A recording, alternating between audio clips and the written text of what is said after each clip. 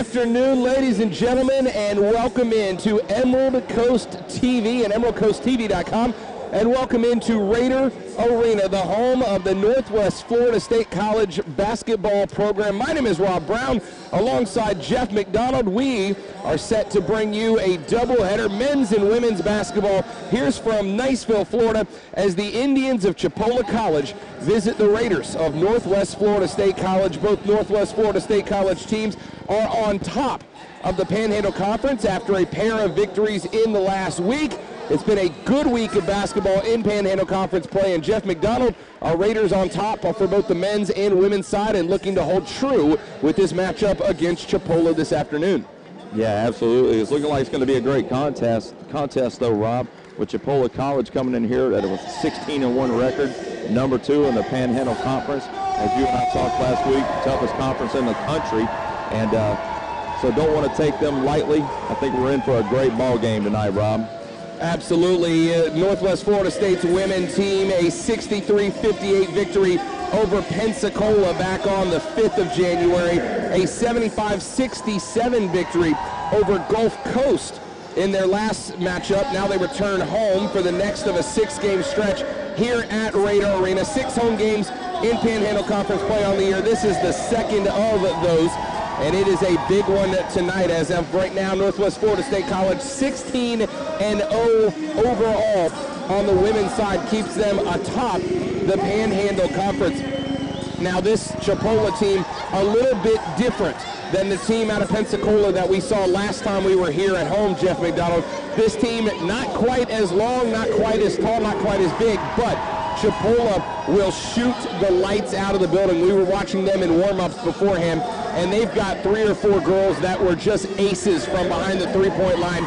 The defense of Northwest Florida State College women's team is going to be tested from the perimeter this afternoon. Yeah, absolutely. Don't be surprised if our ladies open up in a 2-3 zone defense. Try to force those girls to break it, get it inside, try to prevent some of those deep shots that we were seeing there in the warm-up. So it's going to be interesting to see what we've got here tonight in this first period. Lots of perimeter defense going to be required out of the Raiders. The second thing, and we saw this happen back in the first game, don't panic. If they hit a few shots back-to-back, if they go on a roll, don't panic. We saw Pensacola knock down 2 or 3 big threes to start the second half of the last home game, and the Raider defense got a little panicked. They started overextending themselves, and it allowed the Pirates to go on a big run that put them right back into a game that they trailed by as many as 14 earlier in the first half.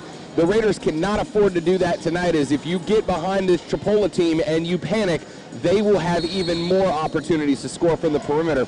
We are just about underway, and here we go. Tip is taken in by the Indians on the back of number 15, Namiko Adams from Sacramento, California, and that's how we'll get this game started.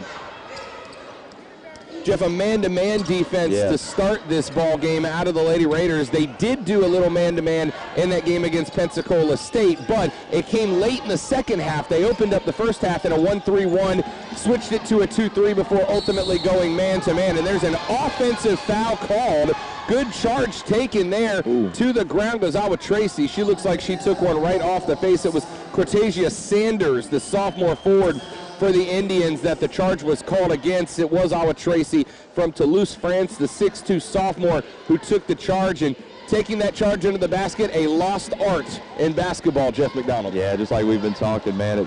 I love to see these young ladies move their feet, get out in front of the driving guard and take that charge, and did a great job knowing where she is on the floor, getting outside of that line and taking a great charge. So here we go on the offensive possession, the first offensive possession for the Lady Raiders as they work the perimeter. There's a dribble drive, but a travel called on Shania Meertens. Meertens had a huge game last time we were here.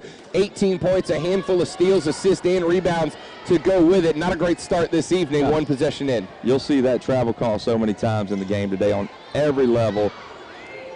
People want to take off before that ball hits the floor, and you see it pretty often.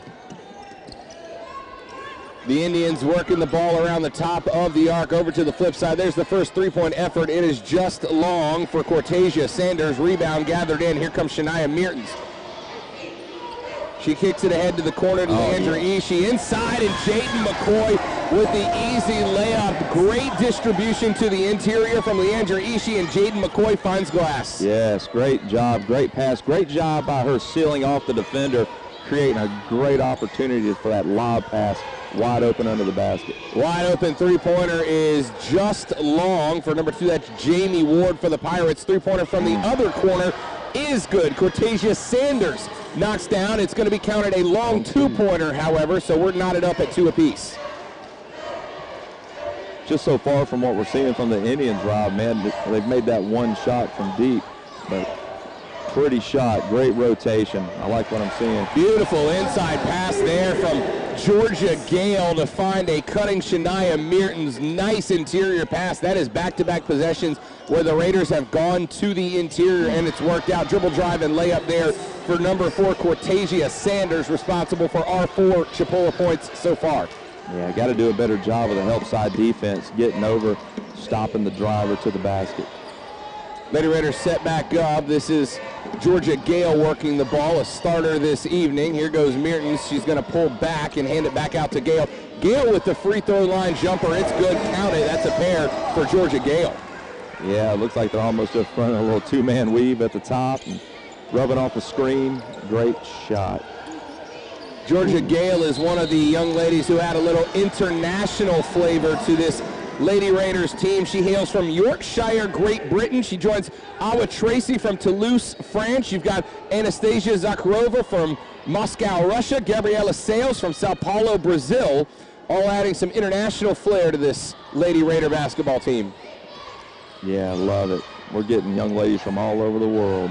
Man-to-man defense for Chipola here. Very aggressive man-to-man defense. Happy to come out and play on the perimeter. The pass inside from Gale to Jaden McCoy is tipped away, but a foul called against the Lady Indians.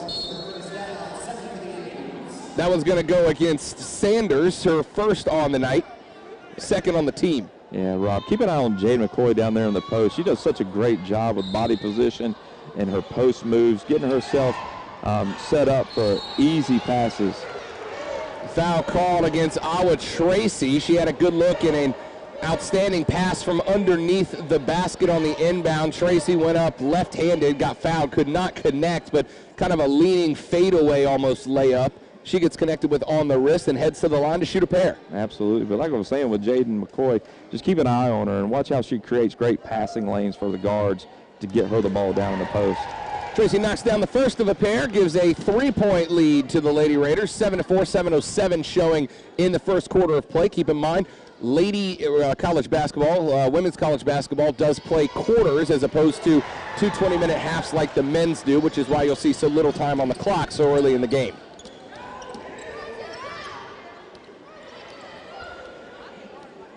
Ball working around the perimeter by Valerie Nesbitt, and another offensive foul charge called on the backside. Georgia Gale taking it this time, and pretty impressive display from the defensive side of the Lady Raiders as they are absolutely reading where the Pirates want to go to the basketball, beating them to that spot on the floor and taking a couple of charges early. Absolutely, doing a great job staying under control, whereas the Indians are having a hard time setting clean screens and getting to the basket. Steal there on the other end as Shania Mertens tried to rub off the screen but could not find some territory. Look at that. The fall away from Valerie Nesbitt goes, an off-balance shot, a good one to maintain control of the basketball through the shot. I'll tell you, these young ladies from Chipola know how to finish around the rim. And we talked about their prowess from the three-point line, but they are absolutely mastering body position when they go in for those leaning, fading layups as they've done a couple of times so far tonight. Here's Nesbitt working the ball around the top of the arc once again, trying to find some perimeter play. Keep an eye on number 22, Blessing Ayofor. She hails from Ebonyi, Nigeria, and she is another one of those players that Jaden McCoy is going to have her hands full with dealing in the perimeter. There's a long two, no good, and Mertens on the rebound on the backside. Shania drives and tries to go up and over, but can't do it. Ball knocked away by Cortasia Sanders. That is her third foul, and we talked about those charges. She's got a charge called on her, and one of the benefits that comes with taking those charges, Jeff McDonald, is you end up getting players in foul trouble early. That is Cortasia Sanders' third foul, and we are only a handful of minutes into this basketball game. She'd only have 2. 3 sends her to the bench. That charge was her third when you add on the foul against Shania Mertens here just a few seconds ago.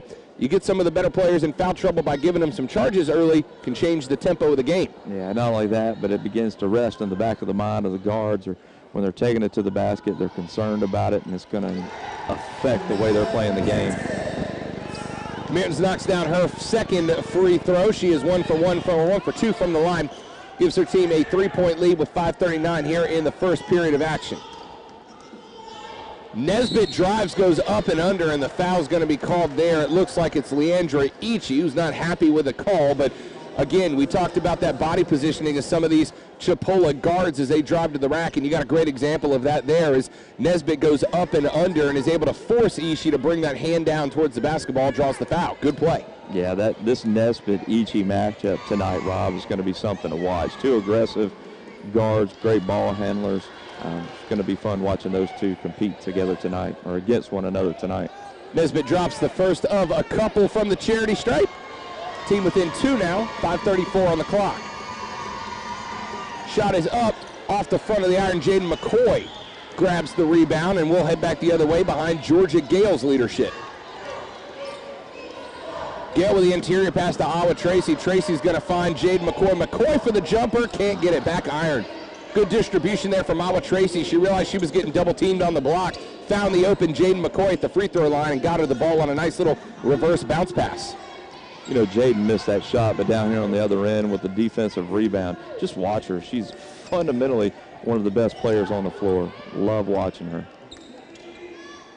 Jaden McCoy from Knoxville, Tennessee, a 6'3" tall redshirt sophomore playing the 5 spot for the Lady Raiders. Here's Shania Mertens out on the wing. Mertens looking to distribute to the inside, but nobody available, so she skips it to the other side, but just a little too strong over the head of Georgia Gale and out of bounds. That's a turnover for the Raiders. Yeah, so far we're doing a good job of shooting ourselves in the foot from one possession to the next or every other possession. We got to do a better job of respecting every possession, protecting the ball, and not being careless with it. Mertens with 3. Tracy, McCoy, and Gale all have 2 so far. The Raiders are 60% from the floor at this point of the night, 3 of 4 from the line, which is a much better start from the free throw line than the last time we played in this building. That shot was blocked, it appeared, and the loose air ball after the tip brought in by Awa Tracy gives it up to Georgia Gale, and the Raiders are back in possession. Georgia Gale back up to Awa Tracy. You won't see her handle the ball at the top of the arc a lot, but she's always available to pop out. Look at that inside move from Awa Tracy, but a travel called. Really good spin move after the pass off the screen to establish herself down at the block, but couldn't stop that momentum before the ball ended up in her arms. Yeah, great job of flashing to the ball and getting herself in position, and unfortunately just one step too many. So Valerie Nesbitt will bring the ball back up for the Lady Indians. In respect to Chipola, before the game, they came out to warm up. Inside pass there, wearing shirts that said "Play for Mariana" with the hashtag Panhandle Strong on the back of it, as that pass to the inside is blocked and knocked away. Long 3 is good. Book it, Georgia Gale for Trey. Yeah, great shot. Yeah, I like seeing those shirts, Rob. Just Chipola being out of Mariana, Florida, still recovering from that terrible hurricane. Still breaks your heart to see the devastation that's out there. Panama City, Mexico Beach, Mariana. A lot of little communities you don't think about. Of course, sports, one of those distractions from the sometimes tragedies of real life, and that's where those shirts came from, is Nesbitt's jumper as well. Short air balls, pass up to Mertens. Mertens going to try her luck, and she gets string music. Shania Mertens from 15 feet with the jumper doubles the lead. Very pretty mid-range jumper from Raiders number 10, Shania Mertens. 2:40 on the clock here in the first period as the Lady Raiders have pretty much dominated and continue to do so. Big block there from Awa Tracy, and Tracy goes to the floor.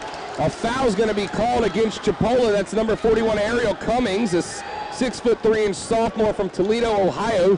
Her and Awa Tracy both went to the court to try to come up with a loose ball, but she got more of Awa Tracy than she did the basketball, and that's going to be a foul called. We've got our first substitution for the Raiders, as it appears Anastasia Zakharova is going to check in after this free throw shot.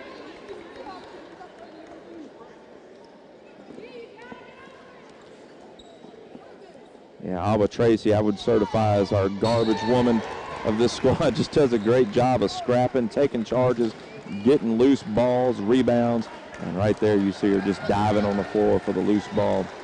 Great hustle. Georgia Gale heads to the bench, replaced by number 20, Anastasia Zakharova, as Awa Tracy knocks down the first free throw. The second effort is up, and also string music. So she knocks down both, and it's now a 16-7 lead in favor of the Lady Raiders. Just over 2.5 minutes left to play in the first quarter. Raiders starting to create a little distance between themselves and the Indians so far. Let's see if we can get it up past 10 before the end of this period. Again, you don't want to get overconfident. Keep in mind it was a 14-point lead against Pensacola State last time we were in this building, as the layup is no good for Jamie Ward. And eventually, as here comes Cece Mayo, Mayo's going to go to the rack, kicks it out to Zakharova. A 14-point lead against Pensacola State was evaporated down to an actual 3-point deficit against Pensacola State in the last home game for the Lady Raiders. So on one hand, you like to look at the scoreboard and see a 9-point lead that appears to be growing with the momentum. On the flip side, you cannot take your feet off the gas pedal if you're the Lady Raiders here. We've already seen that happen, and we've seen the results, which was a much closer game against Pensacola State than the first half indicated it would be. Yeah, you can't do that in Panhandle Conference play. You just look down the list, Rob. Chipola 16-1, Gulf Coast 13-2, Pensacola State 14-3. Long three-pointer rattles through for DeCaria Patterson, a 5'9" sophomore guard from Fort Myers, Florida. We talked about that three-point shooting efficiency out of the Lady Indians, and you saw the first effort for it there. Yeah, beautiful stroke from behind the arc. Mertens drives baseline and tries to find Zakharova over on the corner, but the ball goes down by her feet and she can't control it. Zakharova will head to the bench, and Georgia Gale will head back in. Georgia Gale, of course, responsible for a big three-point shot earlier that kind of started this run for the Lady Raiders as they lead 16-10. And we're still in this, and actually we've transitioned to a, no, we're back in a man. Good inside pass there, and a big block from Cece Mayo off the backside. There's the pass to Mayo. She's going to go to the glass. Look at that distribution to Shania Mertens. Great look from Cece Mayo to find Shania Mertens for the bucket. Yeah, love the way these young ladies play team basketball, looking for each other. Great defense there by Ichi, ripping it under the basket. Ichi gets the ball. She's going to go coast to coast and is fouled on the effort at the left-hand layup. So on one hand, you get Mayo with the block. She works well with Shania Mertens to come up with the bucket. The immediate block on the flip side comes back the other way, and Leandra Ishii's headed to the stripe for a pair.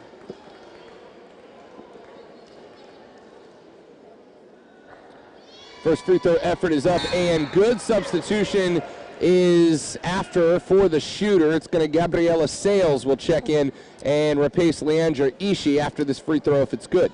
Yeah, I love watching Ichi at the free throw line. Watch, she pulls that ball straight up from the hip. You don't see that very much anymore.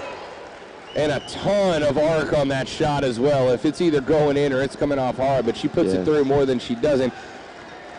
Gabriela Sales, a 6-foot freshman from Sao Paulo, Brasilia, will check onto the floor for the first action of the game for her. Here's Nesbitt working on Mertens. That turnaround jumper is no good, but she draws the foul. Shania Mertens does not agree with that call, but it's made on the backside, and it's going to send Nesbitt to the stripe for a couple. Interesting move by Nesbitt to try to back down the taller Mertens under the basket, posting her up. Worked out, got her to the line, but I don't think we'll see that too many more times tonight. Nesbitt unafraid to play underneath the basket. We've seen her go to the rack against some bigger defenders a number of times. She is not afraid to try to draw the foul. She does have the one charge earlier in the game called, but has headed to the stripe a couple of times since then with that style of basketball. Second free throw is good, and it's now an 8-point lead for the Lady Raiders. Just a tick over half a minute left to play in the first quarter. Here's Shania Mertens. Mertens goes to the rack, just throws it, and it goes in. How about that? She knew she had the foul. She chunked it at the backboard. She gets the friendly bounce, and Shania Mertens is on the board again. Great take to the basket by Mertens. I mean, 32, Valerie Nesbitt was just draped all over her. Not along the drive, she was just guarding her very well, but great work by Raiders number 10, Shania Mertens, getting to the basket and putting it in the hole. With that free throw, Mertens has hit double digits in the first period. She is at 10 points to go with 3 rebounds as well. So Shania Mertens, and look at this defense. Look at what she's doing here, Jeff McDonald. She knows Nesbitt is not as strong to the left side, so she shades off to the right and dares her to go left. There's a three-point effort from the corner. It is good. Dakeria Patterson from Fort Myers, Florida from the corner. Beautiful shot. Wide open, took her time, looked at the glass. 2 seconds on the shot clock. The ball is up. And the last shot of the quarter is good. Gabriella Sales gets her first basket of the evening as time expires on the clock and grows the lead to 10 points, 25-15 at the end of the first quarter. And Jeff McDonald, not a lot to be dissatisfied with out of the Lady Raiders in that first period of play. No, you see Gabriella making the most of her time on the floor right before the buzzer, knocking down that sweet little mid-range jumper. The ladies amped up the pressure near the end of that period, stretched it out to 10. They got a little lazy there at 16-10, but have picked up the pressure and stretched this lead out to 10. Looking great so far at the end of this first period. We were a little worried that that momentum might get carried away, but instead the Lady Raiders, quite the opposite, did not panic, and you have to assume that they may have taken a little bit of a lesson from that last game where they did find themselves in a bit of a panic when there was a few three-pointers knocked down by Pensacola State. Tonight, Chipola knocks down a pair of three-pointers, and instead the Lady Raiders come back down, establish their offense, play their game, end up growing that deficit back to 10 right at the buzzer of the first period. Yeah, composing themselves, getting themselves back on track, stretching this thing out. Looking great so far tonight. By the way, got to show some love up in the corner this evening. You heard that marching band a moment ago. That would be the band of the Niceville High School Eagles in the house tonight, providing a little bit more of that college atmosphere here at Raider Arena. Yeah, gotta love it. Having a pep band at the ball game just creates such an electric atmosphere. So good to have these students here from Niceville High School tonight. Possession arrow pointed to the Lady Raiders, so they'll get the first possession of the second quarter. Here's Georgia Gale working around the top of the three-point line. Gale's going to drive dishes to Mayo, but she is collapsed on by a trio of Indian defenders. The ball squirts out to the arms of number 34, Lyric Turner. Yeah, good idea from Gale, but she tried to thread it through too many defenders. Look at that leaner from Nesbitt. It won't go, but the rebound and putback is good for Ariel Cummings.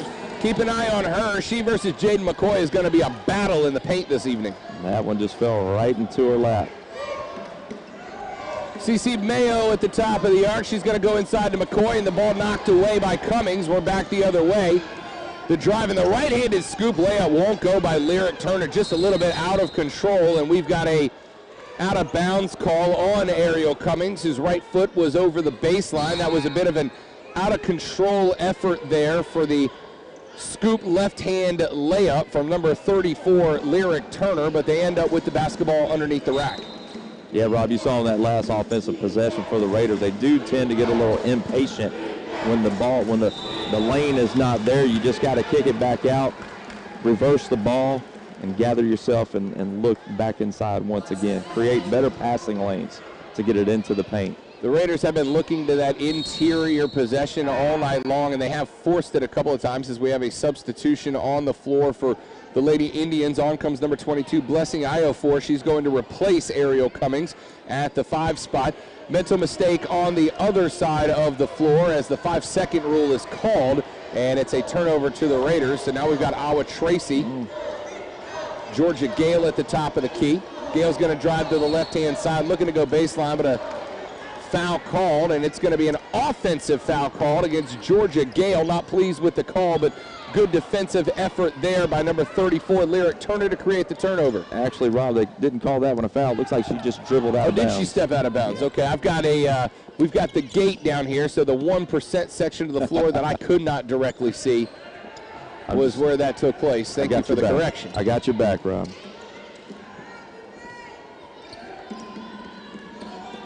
Nesbitt with the long-range jumper, but it won't go, and it's going to bounce up and over the backboard, out of bounds. Nesbitt unafraid to pull the trigger so far this evening, but just has really struggled with that percentage from the floor. Just 5 points on, I believe, 7 shots so far. We'll have our stat update coming up here in just a couple of minutes from our friends at Northwest Florida State College's Sports Information Department, who treat us so well while we're here calling games, bringing us stat sheets. And so far we've been unable to get Ramsey Ross to bring us a couple of hot dogs at the end of quarters, but we'll work on that.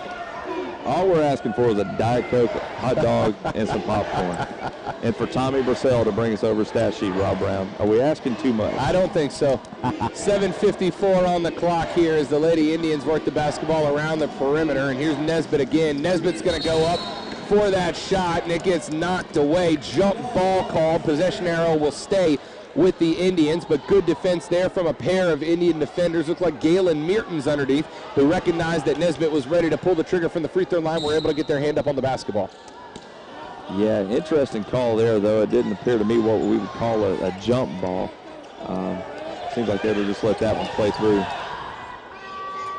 Time expires on the shot clock, and so Cortasia Sanders launches up a prayer from just shy of half court, but ends up hitting the front of the rim. Another turnover from the Lady Indians as they are shooting 33.3% from the floor, 1 of 2 from behind the arc, 3 or 4 from the line, and 7 turnovers on the night. However, the impressive part about that, they actually trail in the turnover race. 9 turnovers out of the Raiders, and that's a surprising stat. If you ask me how many turnovers without cheating and looking at the board, Jeff McDonald, I would not have thought it was 9 already. Not with the score we've got, but like I mentioned earlier, we are doing a great job of respecting every possession, and you know, we're trying to force the ball inside sometimes and not taking our time and just forcing things a little too much. Cece Mayo with the step back, and she is hammered underneath by number 22, Blessing Iafor. Cece had a great drive, that rock step off the pivot, and looked like she had an opportunity, but Iafor just, those long arms went up and brought the heat down on Cece Mayo, so she'll head to the line. How about that shooting percentage for the Lady Raiders, Jeff McDonald? 72.7% from the floor through a period and a half so far. Yeah, now we're 9 of 10 from the free throw line with another one getting ready to step up. But great shooting night so far, very efficient night so far for the Raiders, and that's even with 9 turnovers. So 26-17 point lead, 9-point lead, now 10-point lead. We get the turnovers under control. We're up 16, 17 points right now. Cece Mayo goes 2 for 2. That's 10 of 11 on the night from the stripe. A vast difference from what we saw last time we were here, where the Raiders missed all but one of their first 8 free throws. Yes, and that's something you see in the ladies' game, Rob. And the fundamentals are just beautiful. It's wonderful to watch in the ladies' game. That bucket is good for Blessing Iafor. Nesbitt with a rock step back and draws the double team, kicks it over to Iafor, and she knocks down the quick jumper. 19-27, Chipola trails. Here's Mertens working one-on-one on the far side from Dakeria Patterson. She's going to go with the right-hander, but it won't go, just too strong. Couldn't get the bounce. Here comes Nesbitt. Nesbitt to Iafor, but it's knocked away. She couldn't hold the rock, and in the possession now is Georgia Gale. He'll get it out of there. Hey, Gale's just everywhere right now. Watch her on the offensive side of the ball, setting great screens, flashing to the basket.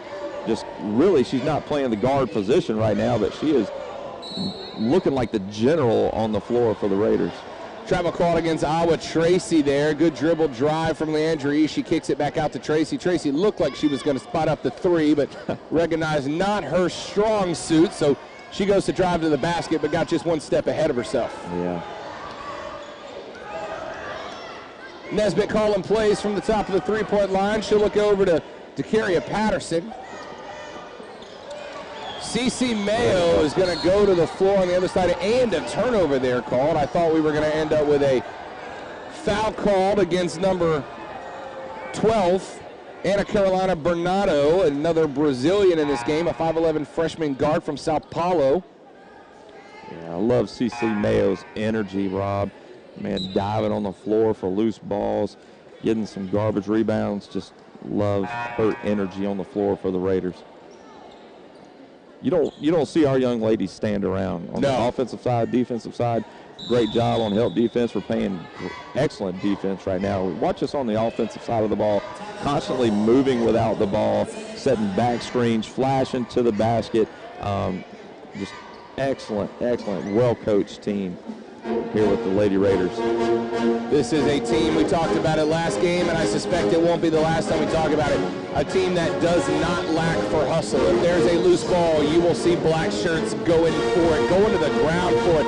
If there's a screen to be set, there's not a player on this team who's not unselfish enough to be the one that goes and sets that screen, to be the one that goes out there and gives up an opportunity at a basket to go find a higher percentage shot.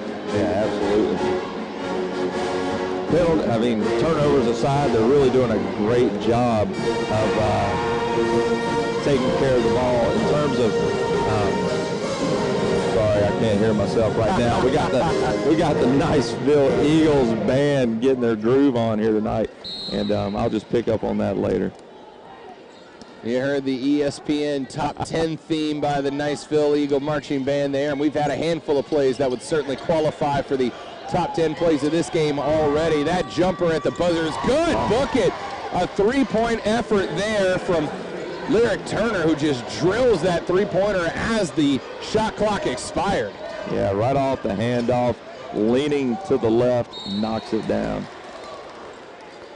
Tip ball there, and you are starting to see a little bit of frustration on the face of Leandra. She is an emotional player. We saw that last week. She absolutely wears her emotions on her sleeve, and you can tell the way her game is going just by the display on her face there. But, Jeff, look at that score. We talked about it.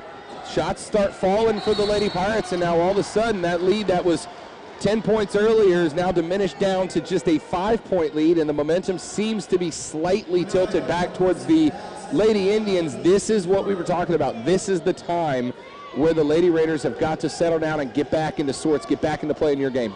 Yeah, 5.5 minutes left here in the second period. We got to finish strong, get these turnovers under control, and again, just protect the ball, continue to reverse it, work it inside to Aussie, and maybe we can get Jaden back in the ball game and get it inside to her. That was very effective early in the game, but just got to be a little more patient with the ball. Mertens with a drive, it won't go. Tracy with a rebound, and she'll go up and under with the left hand and knock it down. Tracy with the deuce gets her to 6 points on the night. Yeah, great job. Great rebound, blocking out, which is something, again, we don't see very often. Gathering herself, one dribble, back up with the left hand on the other side of the rim. Great job.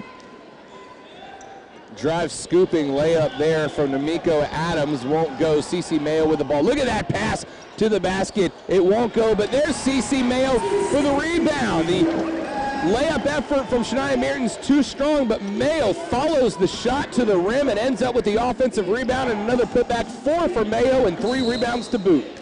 Yeah, great job of running the floor by our ladies. Each did a great job getting to the basket, missing it, but of course we're there to clean it up. We've got a double foul called underneath on Tracy and number 41, Ariel Cummings, and keep an eye on that fight because those two young ladies have been absolutely battling underneath. Going to have a substitution here. Looks like Jaden McCoy is going to come back in. Good substitution, I think, there from Coach Bart Walker. It's Tracy who's got a little more finesse to her game. Jaden McCoy a little more of that bruiser underneath. Ariel Cummings is going to fist fight you underneath the rack for every opportunity at the basketball. So I like this substitution to bring McCoy back in. Let McCoy pair up with Ariel Cummings. Save Tracy for when you send back in Blessing Iofor, who's a little more of a finesse 5 spot. Yeah, absolutely. Now, Tracy obviously holding her own there, but she is a little bit more finesse, like you mentioned. Jaden's going to create a little bit more trouble there on the offensive, defensive end for the Lady Indians. Timeout on the floor called by Northwest Florida State after that double foul underneath, and we'll see that substitution take place when we resume play. 31-22, your score, the lead back up to 9. It's fluctuated anywhere from 5 to 12 and back again. We'll see if the Lady Raiders can build it up just a little bit more before we head to the half. Keep in mind, not a great start to the second half here at home against Pensacola State last time, so you'd like to see that lead maybe jump up back to around 12-14 before heading into the locker room, just in case that sluggish second half blues get you again in this matchup. Yeah, absolutely. We were just up 5, up 9 now. So you see them kind of getting back on track already. 4:23 showing on the clock here in the first half of play between the Northwest Florida State Lady Raiders and the Chipola Lady Indians at home. Northwest Florida State 16-0 overall, 2-0 in conference. Chipola College just one blemish on their record. It was out of conference. They are 1-0 in conference and second place in the Panhandle Conference. Here's Nesbitt working one-on-one on Ishii. She'll kick the ball over to Patterson. Inside to Cummings, back outside, and here's Nesbitt. Nesbitt passes over to the outside. The elbow jumper is past this aerial Cummings. Cummings works inside, but she can't get it to go. The foul is called, however, on the inside. And again, we mentioned Ariel Cummings, number 41, a 6'3" sophomore from Toledo, Ohio, who is just an absolute beast around the rack, and you see so there. Like we were talking about earlier, Rob, just how strong the Panhandle Conference really is.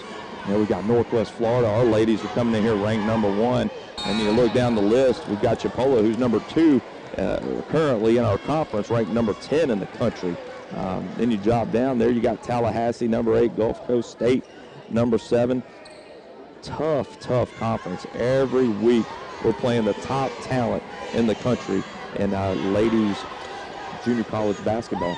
0 for 2 from the free throw line is Ariel Cummings. That's going to drop the Chipola Lady Indians to 3 and 6 from the stripe all night. 10 of 11 from the free throw line are the Raiders as CC Mayo fights to create the turnover and ends up giving it away on that pass. But we're back the other way. Gabriella Sale fighting for the ball, but the Lady Indians retain possession.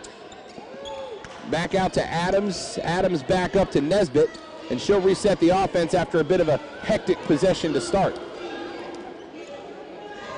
Nesbitt to Cummings. Cummings back over to Adams. She'll work left to right.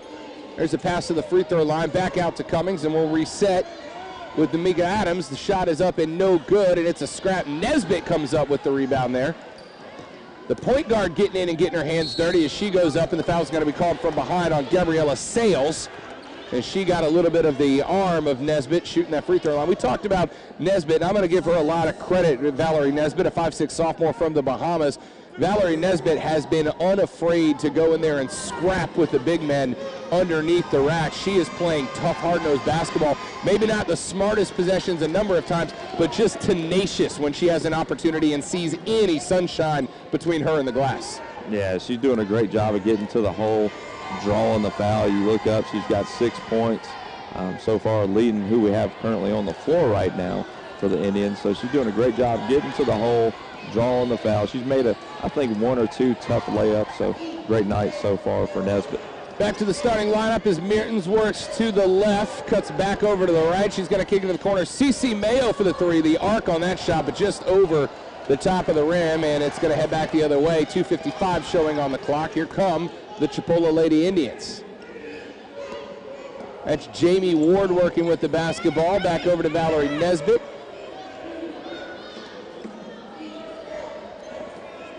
Coach Greg Franklin for the Chipola Lady Indians calling plays. 9 seconds on the shot clock.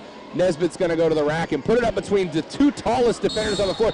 Gets the rebound, falls away from the rim, shoots up a prayer, and it goes. Valerie Nesbitt's 8 points on the night. The final 2 there coming off of an offensive rebound. She split the middle between Georgia Gale and Jaden McCoy. Got the layup over both of them, missed it, then got the rebound over both of them, falls away, puts up the layup. Good possession there from Valerie Nesbitt. Tough basketball. That young lady has got a motor that you cannot stop. Free throw is good. She earns 3 the old-fashioned way. Yeah, just absolutely tenacious basketball player. Unafraid of anything when she's got the ball in her hands and ready to set up the offense. Trying to get our stat team to get their act together for us tonight here, Rob. Get those stats over to us. I want to say Nesbitt's 100% from the free throw line so far tonight, unless I've missed it where she missed one.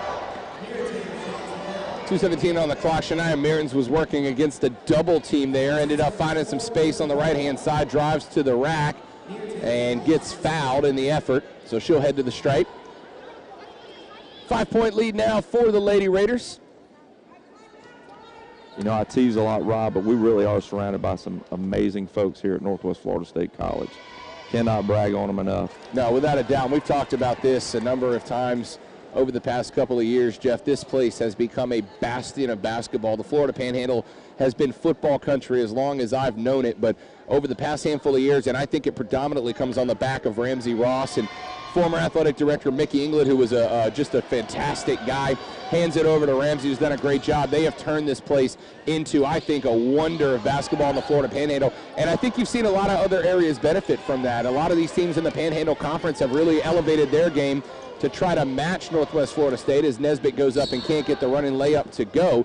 What they've done here with Raider Arena, we've seen the Jumbotron a number of times this evening with the replays, the active running stats, the sports information department here, and the way that they take care of the folks who come in here to not only enjoy the game, but to broadcast the game like we're doing, do a fantastic job. And this place has turned into a fantastic basketball spot in the Florida Panhandle, and I think the Panhandle as a whole has benefited from what's happened here at Northwest Florida State College over the past few years. Yeah, I mean, you're seeing it in the high school level as well. Crestview, Choctaw, great programs, guys and girls. Hard foul there against Anna Carolina Bernardo. She had the breakaway layup and goes up with the right hand and knocks it down. That was a fantastic turnover for the Lady Pirates as head back the other way, and the foul called underneath. She slams into the base of the basket underneath, and that's another foul. That one's going to be called on number 24, Jaden McCoy. Surprisingly, just her first foul of the night.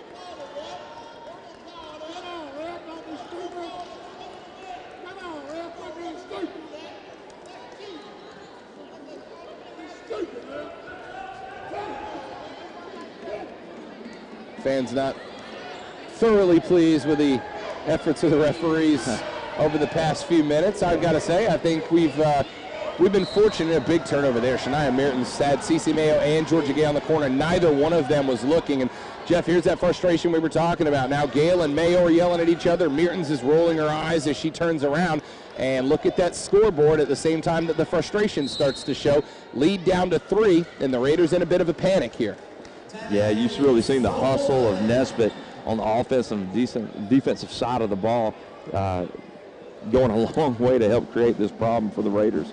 You know, only up 3 points with 1:22 left. It's not the direction we were wanting to flow at the end of the first half.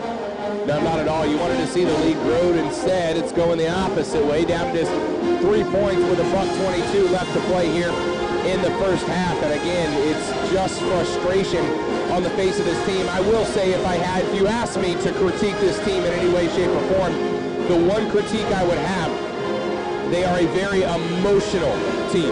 They're a team that will let their emotions get the better of them. They wear them on the sleeve. And I think the unfortunate part for them is that other teams that come in here can sense that. They can see when this team is getting frustrated. They can see what they're doing to make this team get frustrated. We saw that turnover there just a minute ago.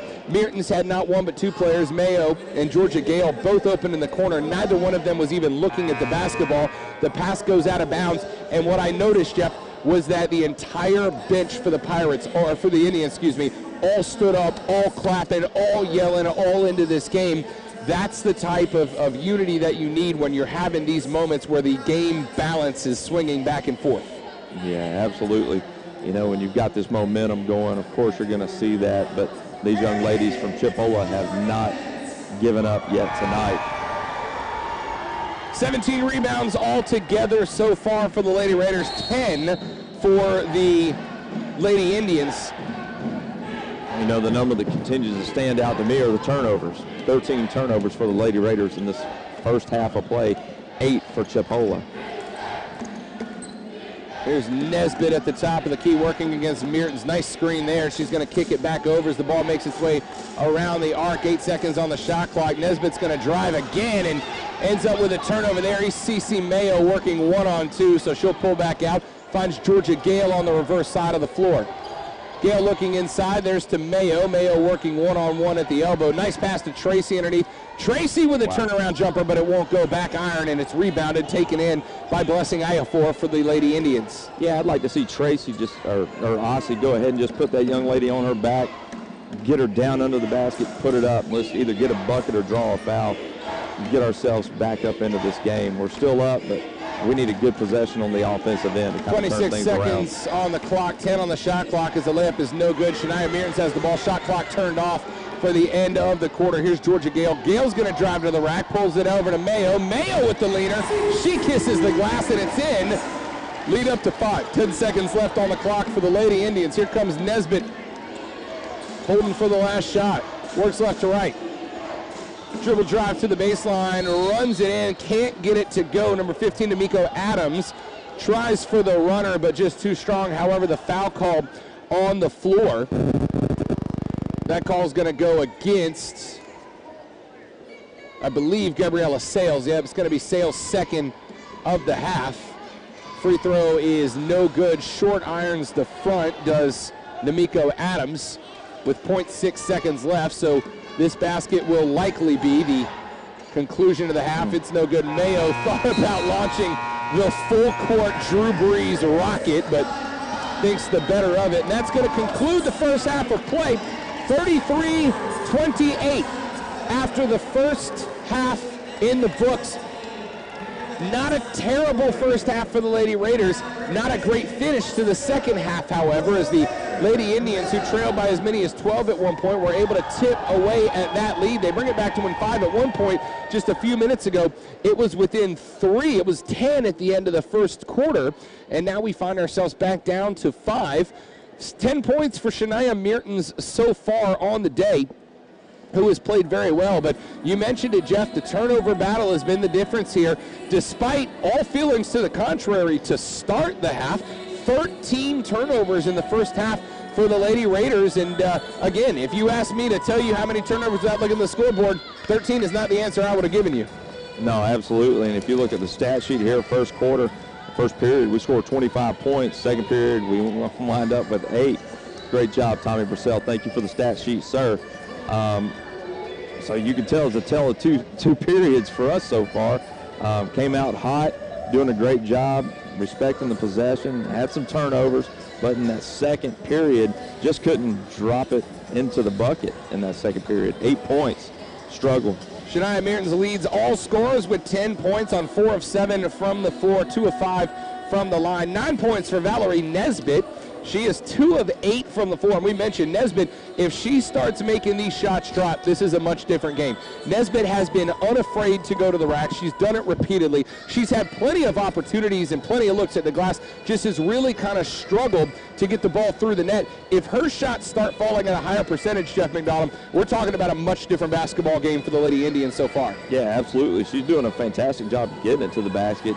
Just if she begins to finish, that's going to create a problem for the Lady Raiders. But as I look on the stat sheet here too, you're looking at rebounds. You know, they've got 11 rebounds to our 18. Almost half, nearly half of their rebounds for the Indians coming from Nesbitt. 10 of 13 from the free throw line are the Lady Raiders. 5 of 11 are the Indians. That is another spot that this game is kind of hinged upon. It's the free throw shooting. Last home game, the Lady Raiders were really struggling from the charity stripe. This night, a little bit different story. They've shot very well, just a couple of missed free throws at the end that really brought that percentage down. The Lady Indians, on the other hand, not as many chances at the stripe and less success from the stripe. So the keys in this next half, I would say, Jeff McDonald, make sure that Valerie Nesbitt is challenged every time she goes to the rack and try to send them to the charity stripe as few times as possible. On the flip side, if you are the Lady Indians, work the ball around the perimeter. We have not seen as many three-point efforts as I thought we would in that first half. Second thing, and this is something that every coach drills into you from the moment you start playing Pee Wee basketball, make your free throws, because in a game like this one, with the score as close as it is and the feeling that this may come down to the end of the fourth quarter, the difference might be in that free throw percentage. Yeah, absolutely. For the Lady Raiders, what we've got to do is start knocking down some shots again. We finished the half 57.9% from the field, 73% at the end of the first period. So we got to get the shots falling. On top of that, we got to do a better job protecting the basketball. We're doing a good job on the defensive end, I believe. Most of the points, as you can see, are a good bit of the points coming off drives to the bucket. We got a couple threes from the Indians, but they're not doing anything that we can't control. We just got to do a better job of control. We can control, put the ball in the hole and protect it. We're going to go ahead and take a real quick break. We'll come back here just a few minutes before the tip of the second half. Run through some more of the stats and leaders for you. I am Rob Brown. He is Jeff McDonald. Thank you for joining us for Lady Raider basketball right here on Emerald Coast TV.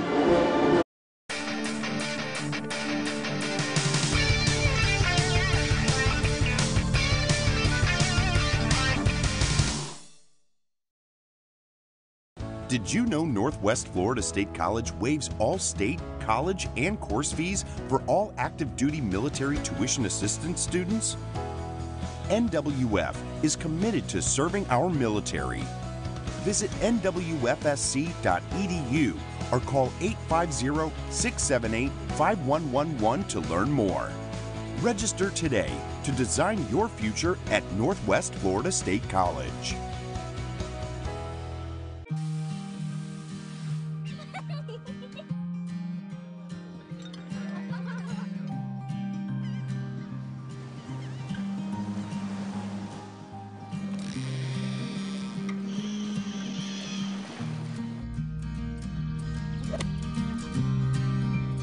A vacation you can count on.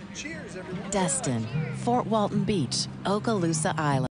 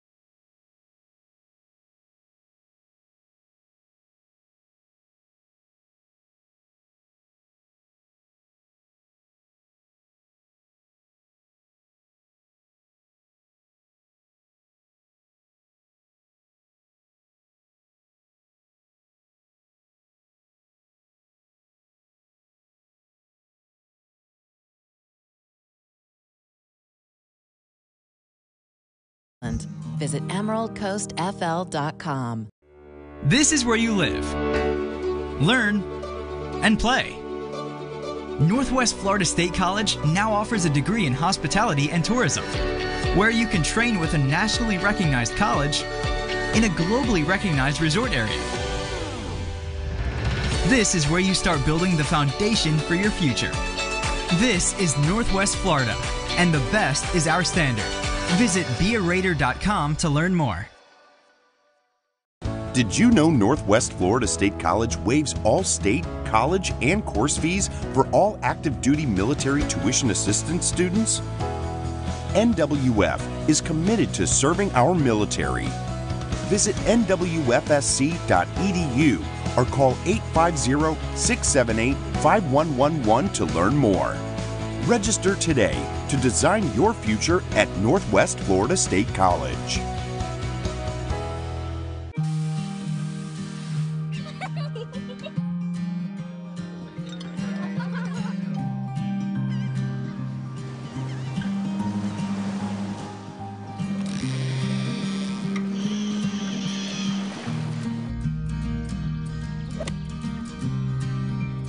A vacation you can count on. Destin, Fort Walton Beach, Okaloosa Island. Visit emeraldcoastfl.com. This is where you live, learn, and play. Northwest Florida State College now offers a degree in hospitality and tourism, where you can train with a nationally recognized college in a globally recognized resort area. This is where you start building the foundation for your future. This is Northwest Florida, and the best is our standard. Visit bearaider.com to learn more. Did you know Northwest Florida State College waives all state, college, and course fees for all active duty military tuition assistance students? NWF is committed to serving our military. Visit NWFSC.edu or call 850-678-5111 to learn more. Register today to design your future at Northwest Florida State College.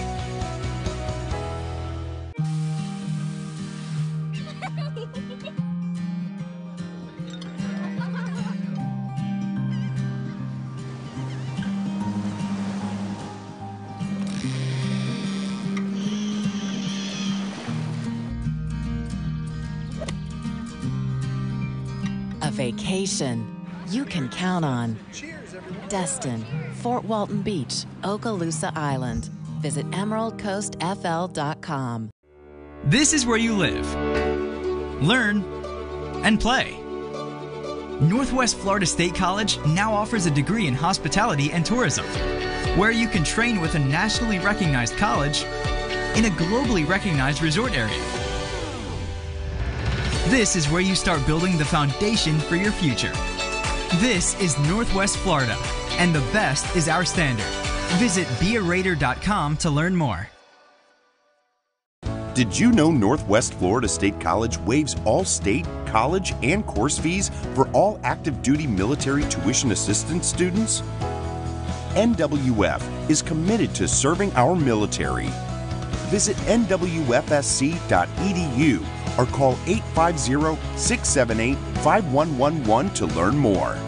Register today to design your future at Northwest Florida State College.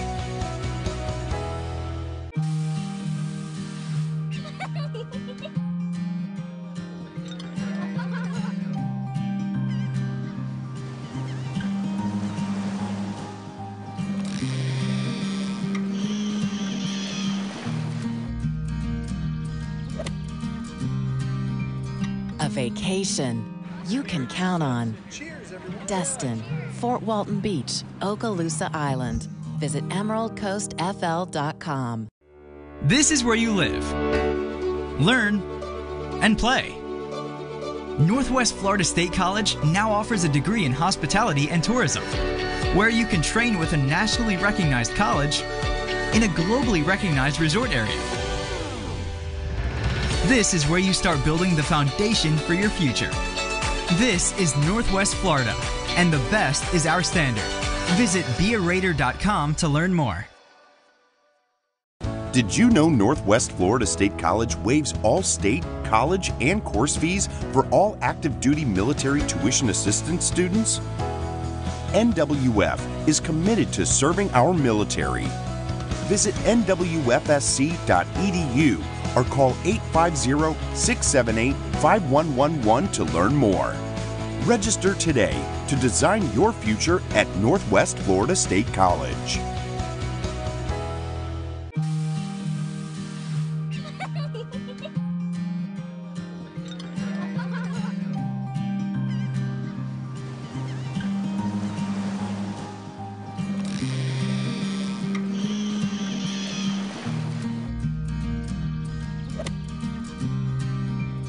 A vacation you can count on.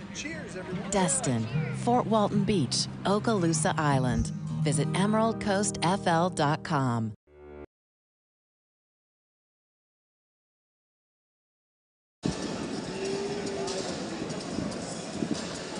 Welcome back, ladies and gentlemen. Just a few seconds away from tip-off of the second half between the Lady Raiders of Northwest Florida State College and the Lady Indians of Chipola College. A 5-point lead being held by the Raiders so far. It's been a back-and-forth game, although the Raiders have been in control on the scoreboard. Jeff McDonald, the Lady Indians certainly went on a bit of a run to end that last half last week against Pensacola State College. This was when Pensacola State found themselves back into the game.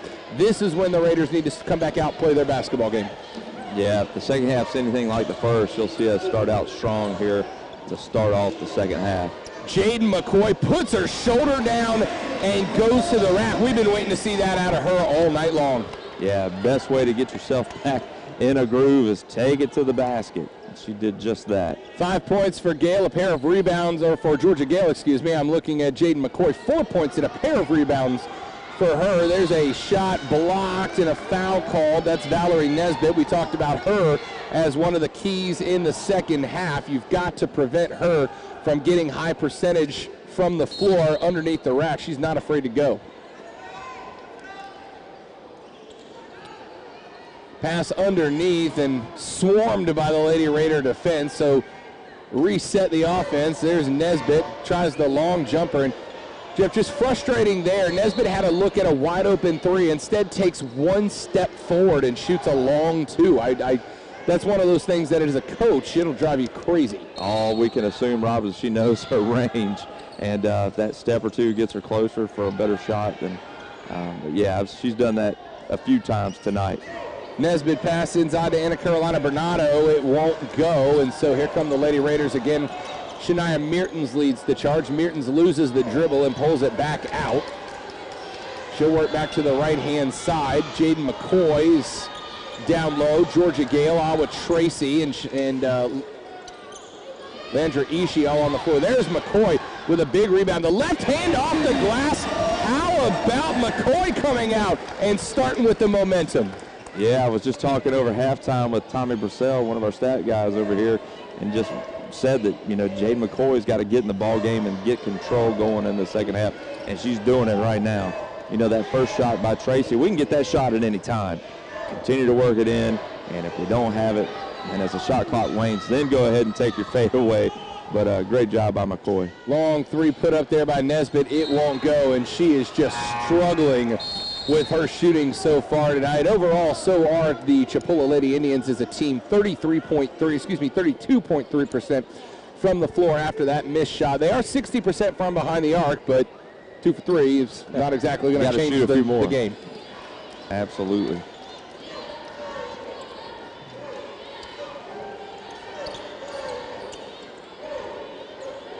Here come the Lady Raiders once again, and a steal from Nesbitt. Nesbitt's got a wide open run to the basket. She's going to pull it back out, gets the hop step layup to go. Flexing on them. I'd like to see Georgia Gale get going here in this second half. She did some great work off the ball in the first half, but not a lot on the offensive end from her there. I'd like to see her get going.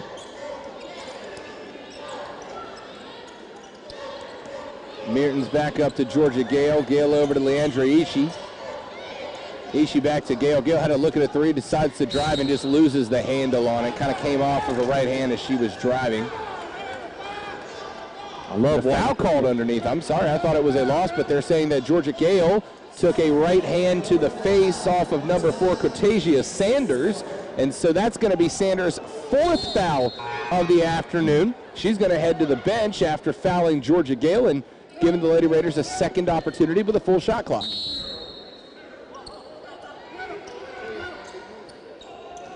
Pass up to Gale at the top of the arc to reset the offense. Ishii's looking inside.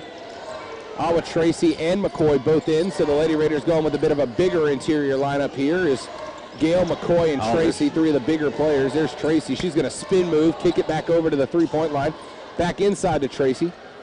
Tracy drives with the right hand, spins off and goes up with the left, but we've got a travel called on the floor off of that spin move, and Coach Bart Walker is not pleased with that call. Very animated on the sideline after that one, and we've got a turnover by the Lady Raiders.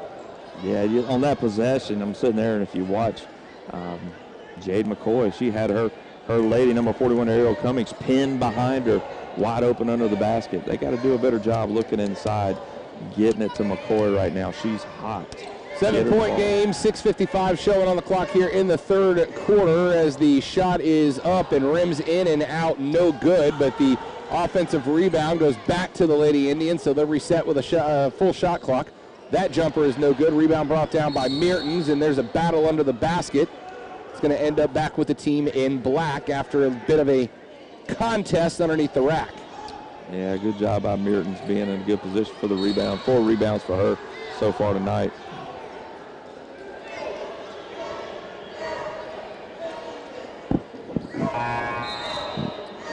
.638 showing here in the third period, 37-30. Lady Raiders lead at home. They are, of course, as we mentioned, 2-0 in the Panhandle Conference, 16-0 overall, the number 1 team in the nation in JUCO basketball, although in the Panhandle Conference, not a lot to say for that, considering that 3 of the other teams are also ranked inside of the top 12. 4 of the top 10 teams in the country are right here in the Panhandle Conference. Got a bit of a tussle underneath, and the referee on the backside stops play. We've got a holding foul called underneath. That one's going to go against number 15, Namiko Adams. That is going to be her first foul of the afternoon.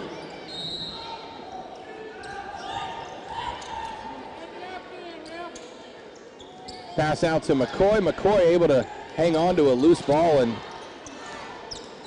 bring it in before it goes out of bounds. There's a leaner, no good. McCoy with the rebound, and she's going to be fouled underneath, and that's what we're looking for out of Jaden McCoy. She's got the opportunity to go underneath and dominate the paint, especially considering the 2 biggest players on the team outside of Ariel Cummings are on the bench for the Indians. This is a perfect opportunity for Jaden McCoy to take over underneath the glass. That's what she did to start the half. That's what she did there. I'd like to see her get a little bit more action as the play moves on.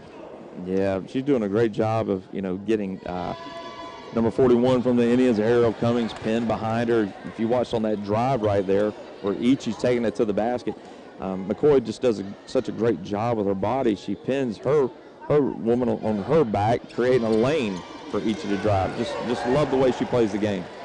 Misses the first, hits the second as Jaden McCoy. Lead grows back out to 8, and here comes Valerie Nesbitt to lead the Lady Indian offense. Wraps it around to Lyric Turner. The drive and a hard foul on Valerie Nesbitt. That's an easy call. She took a forearm off the top of the dome right there on that effort on her way to the rack. So she'll head to the line. That foul called on Cece Mayo. Nesbitt living at the line so far tonight, Rob. That one is in and out. Valerie Nesbitt to start was 5 of 7 in the first half. She'll be 5 of 8 after that miss, but a second opportunity here. Free throws up and cannot get the friendly bounce, and the frustration on the face of Valerie Nesbitt there very evident as Leandra Ishii brings the Lady Raiders back up the floor over to Mertens. Mertens looking inside for Gale, well covered, so she gives it back to Ishii. Look at that bounce pass to Cece Mayo. Beautiful pass from Leandra Ishii and a great cut from Cece Mayo.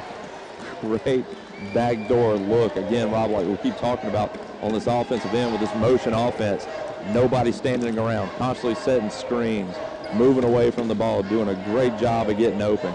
And these ladies are fabulous when it comes to looking for one another for the most part. And credit on that pass from Ishii, because it could not have been thrown anywhere else without getting tipped. She threw that right through the middle of a horde of defenders and ends up putting it right into the hands of Cece Mayo. Beautiful cut, beautiful pass. That was good basketball. Absolutely.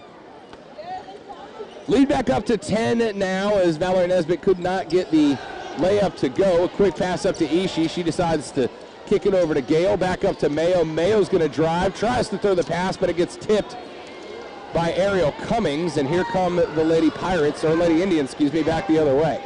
Yeah, that's one of those things where you just don't want to see her get in the air, get herself out of control. Just a little bounce pass to your open teammate in the corner. Quick turnover there by number 12, Anna Bernardo. She had an opportunity to drive, tried to beat the Raider defenders, but picked up that foot. Look at that quick going, a big block from Ariel Cummings. We were waiting for that too. She is another one of those players that just dominates the space around her. McCoy did not see her underneath, and she swatched Jaden McCoy's layups, and now we've got a battle back on the other end of the floor. And looks like an offensive foul. And number 41, Ariel Cummings, getting a little too aggressive underneath on Jade McCoy. And this is one of those battles that you want to keep an eye on for the remainder of the game. These two are kind of smiling and laughing at each other as they walk back down the floor, but it seems like that's more of those, okay, you got one, now it's my turn kind of fights that make this game so much fun to watch when you've got two players the caliber of Cummings and McCoy. Yeah, you love just watching these matchups when you got Ichi and Nesbitt and Mertens right now. Number 15 for the Indians, Namiko Adams, just great matchups all over the floor. Out on the perimeter, looks for the bounce pass inside to Mayo. And I will also say this, and I don't mean to question Coach Walker here, but the last couple of possessions, we've seen Jaden McCoy coming out, handling the ball on the perimeter and trying to find Cece Mayo. And I understand that one of the offensive strategies here, lots of backdoor cuts to the basket and try to find those spots, but you're not going to find me just like that as Cece Mayo gets that backside left-handed layup. I'm not going to be able to agree that Jaden McCoy needs to be out handling the ball on the perimeter, however, especially when you've got Ariel Cummings in there. Don't create a mismatch where you've got Cece Mayo trying to shoot over number 41. Absolutely. Can't say that I disagree with that, but definitely want to keep McCoy at home in the paint. Cece Mayo with the block. She got faked out there on the three-point effort by Shayla Gardner, but she recovered quickly. Back on the other way, no good on that three-point effort from Georgia Gale, but McCoy gets the board. Back inside to McCoy. McCoy one-on-one on Cummings, and a travel there. She tried to hook that left foot around. Would have been a really good move, but momentum goes right while she tries to set up the move to the left and could not get the drop step in on Ariel Cummings. So a travel against Jaden McCoy, and we've got a substitution on the floor.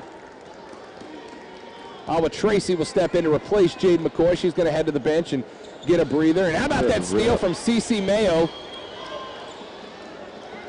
Turns around and finds Shania Mertens, who'll reset the offense.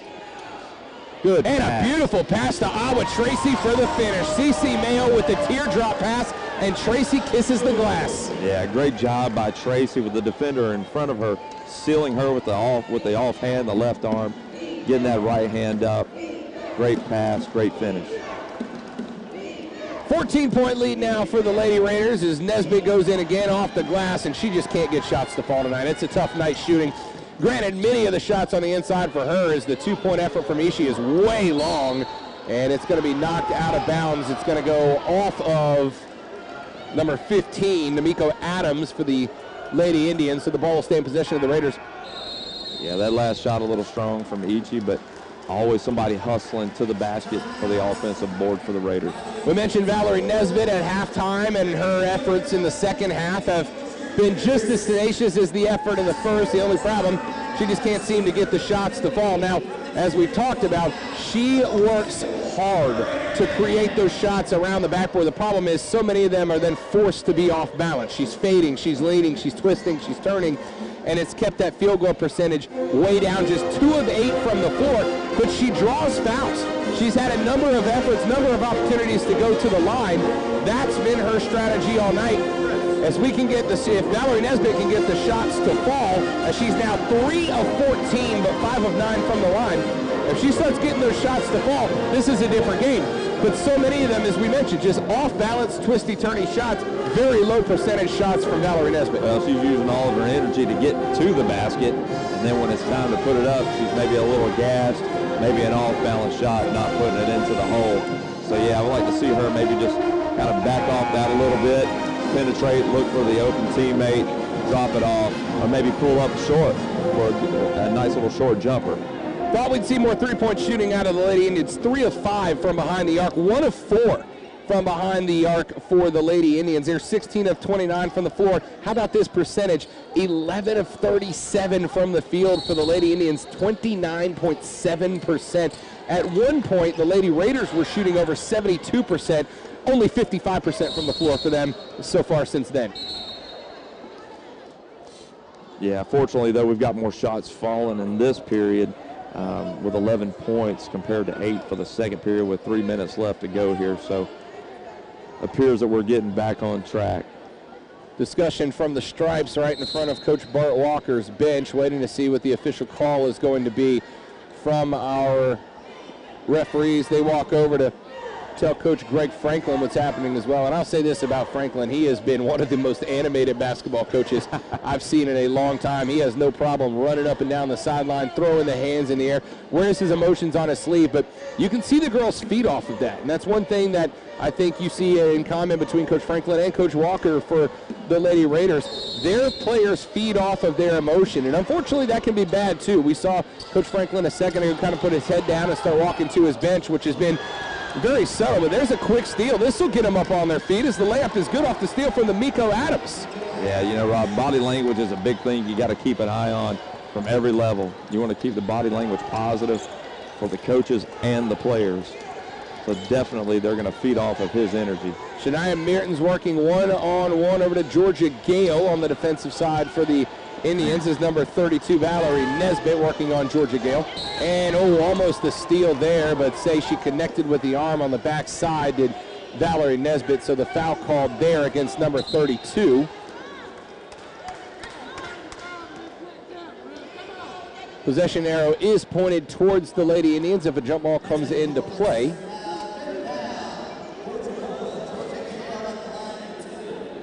Georgia Gale heads to the line. And we're trying to figure out, they called 2 shots here, but I don't understand why. That ought to be the 1-and-1, I would think. It certainly was not a shooting foul, so not entirely sure what the call is here. Yeah.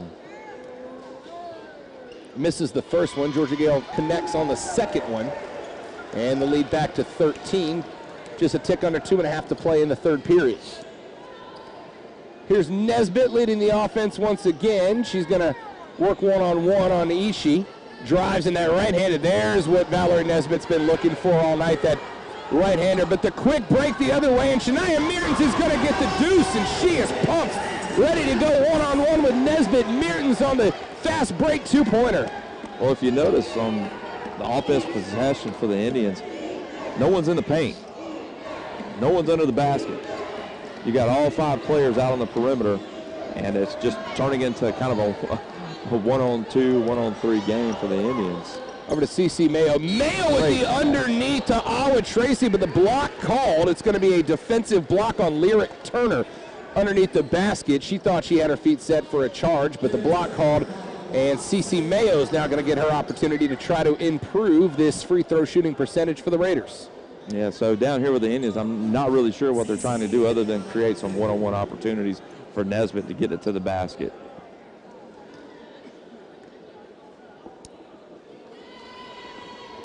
First free throw is no good. Substitution for the Indians is Anna Bernardo will check onto the floor. She's going to replace number 12. Excuse me. 2.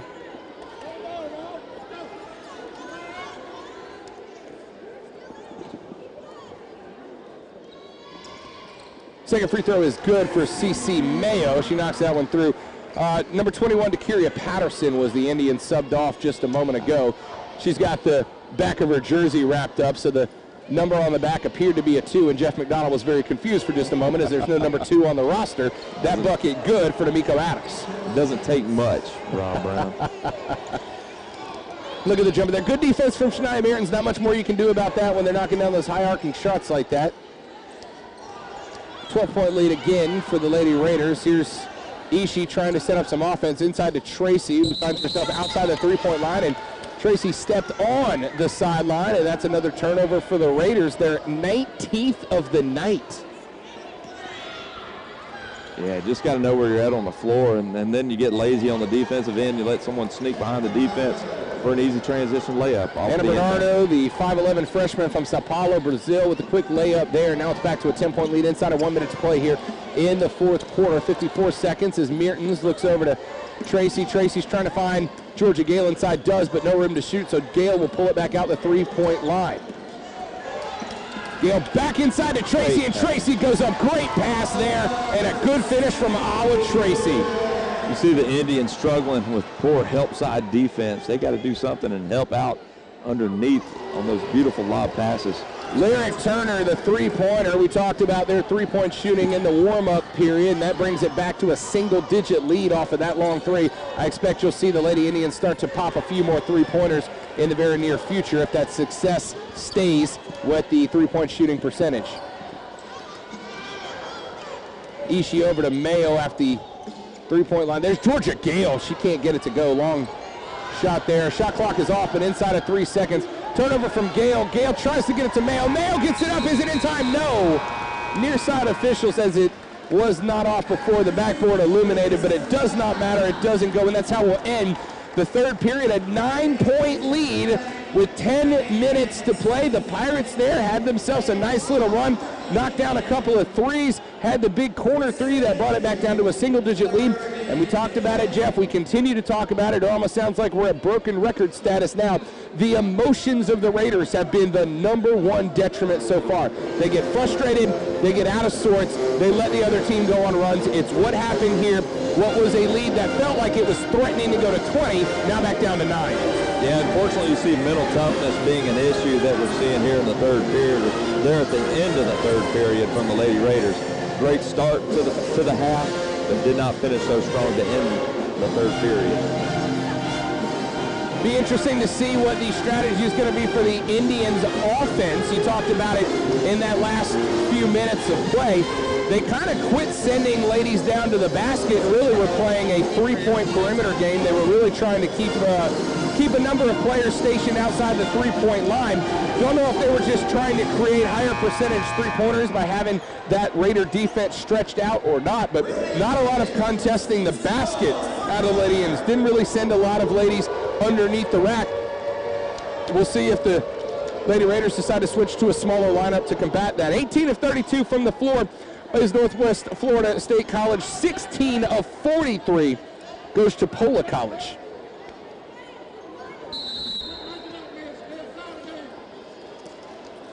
And here comes Valerie Nesbitt, who, if I'm not mistaken, Jeff McDonald has not left the floor for the duration of this contest thus far. I have not seen her take a seat yet.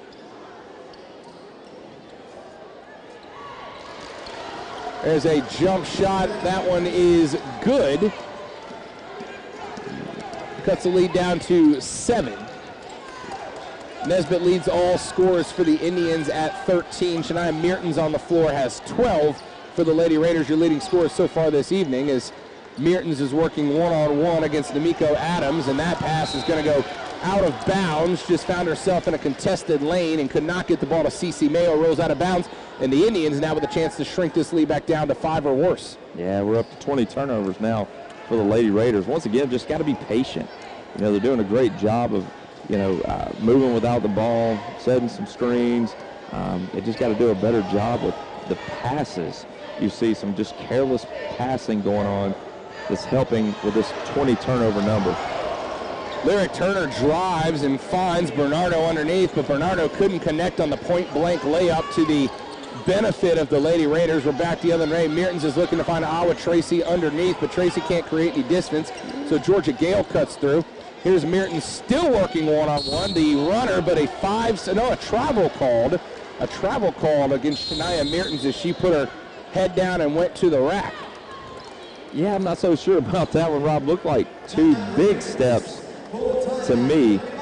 Didn't really see the travel there, but hey, I'm not wearing stripes. Coach Franklin on the other side was begging for a 5-second call that did not come. That's what I was worried about as well. I thought that was going to go into a 5-second territory, but Mertens puts her nose down, creates a little space on her way to the rack, and puts that left foot down. If she would have shot, she might have gotten away with that continuing or that Euro step that we've seen become so popular over on the men's side lately, but instead tries to throw the quick pass, and it does not connect. Yeah, I've yet to master the Euro step myself at age 42. I was going to say, I feel like we're a few years late to that particular party, J-Mac. Wasn't a part of the game when you and I were back hooping it up. You obviously way before me. And better than you, but I mean, we don't want to get into that. It's all subjective, my friend. It's all subjective.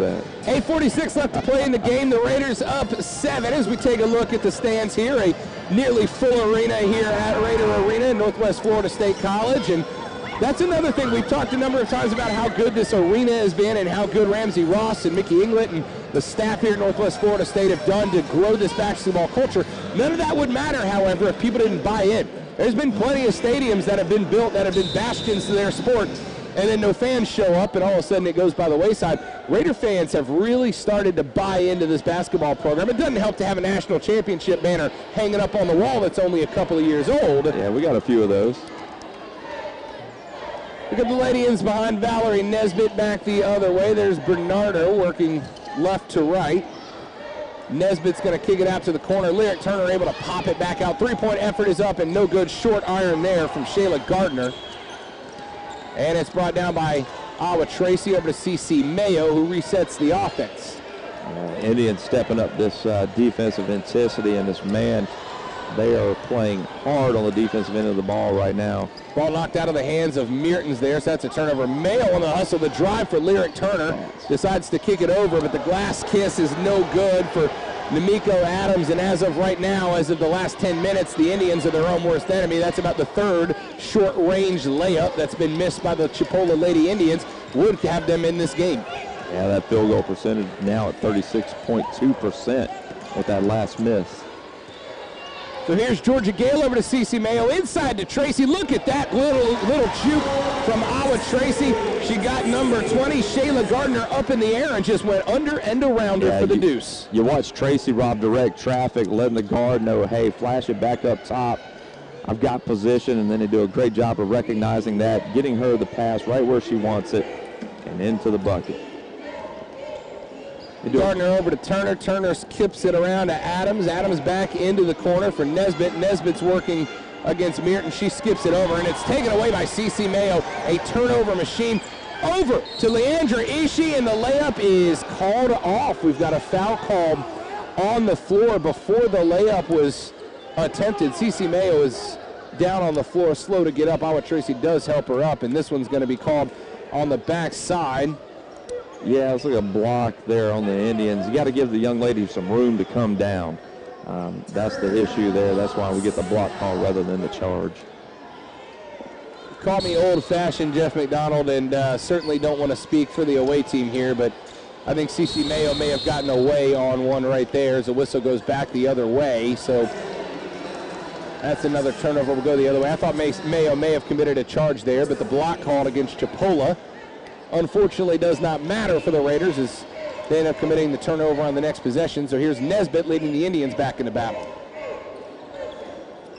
Nesbitt up top to Adams. Adams working against Mertens, and a foul called against Shania Mertens. There's Nesbitt connecting on a three well after play stop. She's struggling from the floor. You got to wonder if that shot maybe wasn't just to see, can I get some confidence back if I knock this down? A lot of time you'll see players do that. Take a shot after the whistle to try to get some rhythm going. Pass up top to Gardner, who resets the offense. Over to Nesbitt. Nesbitt working against Leandra Ishii. Ishii with just a pair of points and a pair of rebounds to go with it. She had a very active last game at home. Tonight it's been a little bit quieter for Leandra Ishii as she's involved with some contact there. And that foul is going to be called offensive. Charge taken by Ishii is going to create a turnover. We've got a couple of substitutions made Cortasia Sanders back on the floor. Sanders working with 4 fouls. She got 3 very early in the first period. Actually, we got a jump ball on that last call there, Rob. Looks like Ishii tied her up, and then they called that jump ball really quick.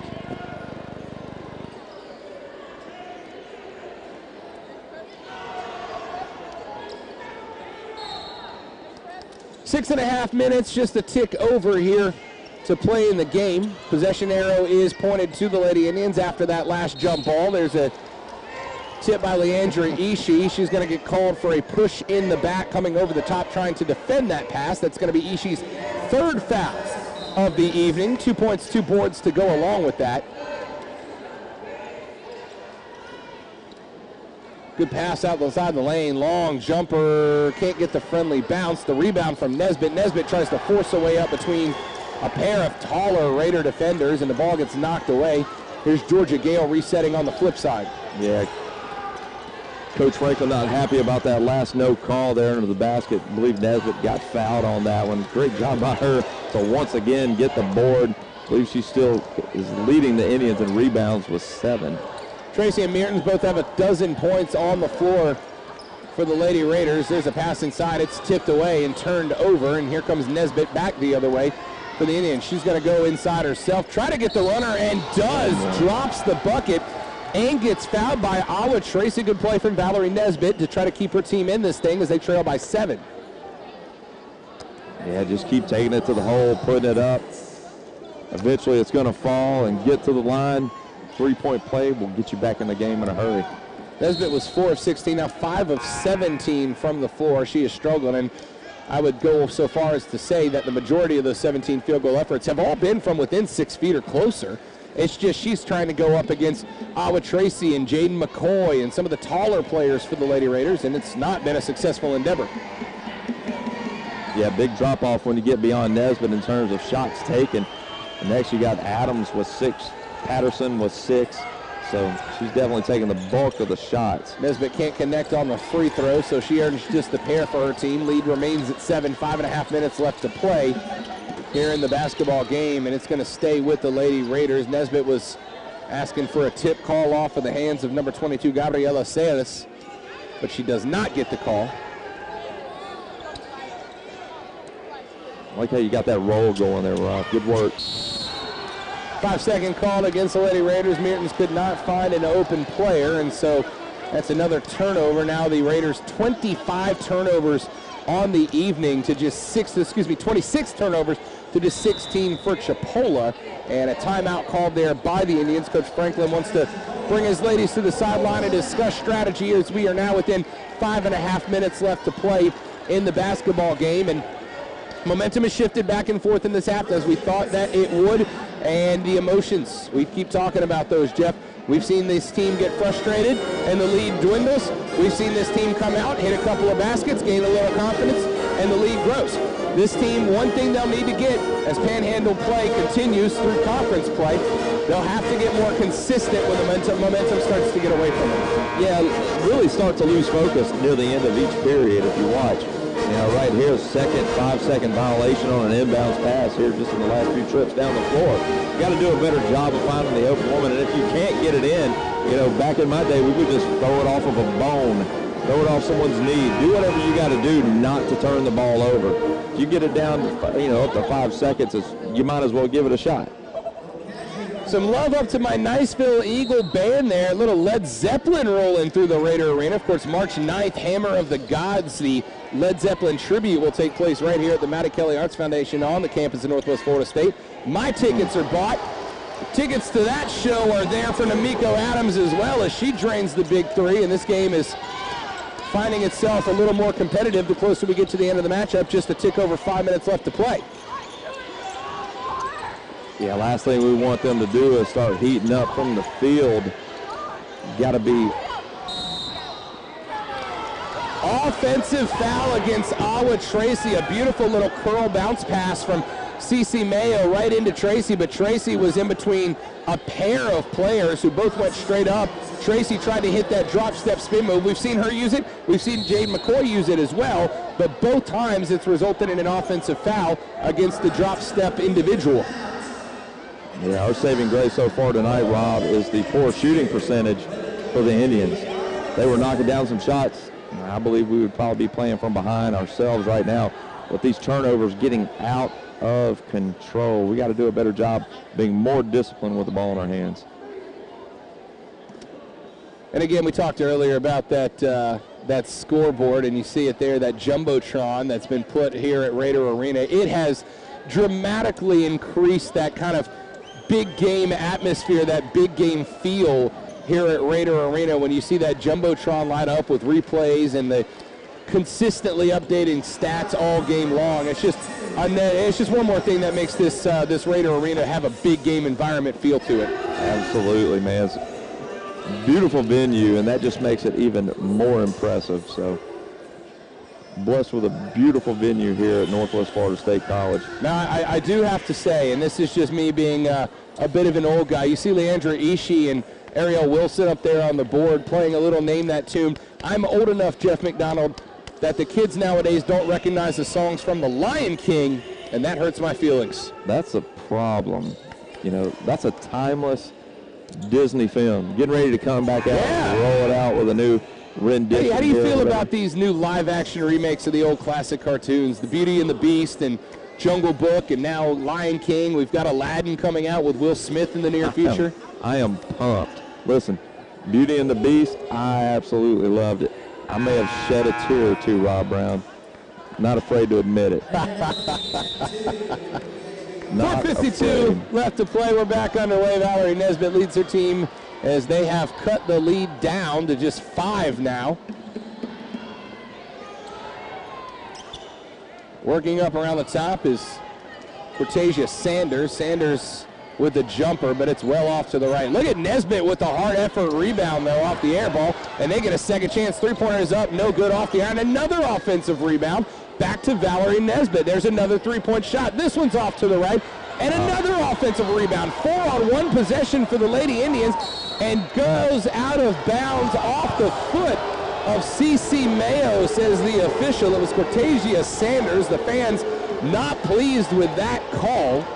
Yeah, maybe we can get another look at that. It'd be nice to see if that was indeed off of the Raiders. Here's your replay. The ball rolls over into the air. I'm going to agree with the fans. Cortasia Sanders was clearly the last possession you see on the left-hand side of your screen there. Not even close. After 4 offensive rebounds on 1 possession, a bit of a freebie as the shot is up. And an offensive foul called against Cortasia Sanders. The push and charge. Don't know if that was a bit of a makeup call there, Jeff. I believe it was. I'll say this. Cortasia Sanders has fouled out of the game. She has been one of the more consistent players so far for this team. Cortasia Sanders, 2 of 3 from the floor leading into that, but has really kind of been more of a field general for them, and now she finds herself on the bench, fouled out of this game after the offensive charging. Yeah, I think after the game I'm going to present Mayo with a Golden Globe Award. She did a fantastic job of playing that up, and you know, that's how we were trained when we were growing up. Take a charge, you got to get a little energy into it, little oomph. People disrespecting those of us who, some of us perfected the art of taking the charge, Jeff. It's just part of the game. You got to sell it. You got to sell it, and she did a heck of a job selling that charge. So probably a little bit of a makeup call too. Mertens and Nesbitt. There's Georgia Gale over on the other side, lined up against Lyric Turner. Inside to Mayo. Mayo with the right-hand leader, but it won't go. Rebound to Nesbitt. Nesbitt on the fast break back the other way in a foot race with Mertens. She's going to go up, and the foul is called against Shania Mertens, and that is what Valerie Nesbitt has done best all game long. Go to the rack, get in a foot race, draw the foul, and try to earn those points from the stripe if they won't go in from the floor. Yeah, it looks like Lady Raiders number 10, Mertens, got her with the body on that dribble penetration and sending her to the line. She's kind of lost her groove in the second half from the free throw line. We'll see if she can get it back right here, though. First free throw is good. It rattles in. That'll improve her to 6 of 19. Or excuse me, she's 6 of 19 from the floor. She's now 6 of 11 from the free throw line. Second effort is up and no good. Off the iron to the left, and C.C. Mayo ends up with the basketball. You know, and I can't help but once again bring up, I understand they're trying to set up in a press, but, you know, you're down 4 points. You've got no one in the lane to rebound for you. I just do not understand that with coaching today. why you don't leave someone in there to rebound. Mertens on Nesbitt as the Indians are in a man coverage, and that is going to be a timeout called. I think Coach Walker there had a great timeout, and I'll tell you why, Jeff McDonald. Shania Mertens had the pivot foot sliding backwards, and it looked like it was going to be a travel call. Coach Franklin came screaming off the Indians bench looking for the travel, but Coach Walker got out there and got that timeout call just before that travel call came in. I think that may have saved the possession at a critical point in this basketball game. Almost looked like the official was getting ready to call the 5-second violation.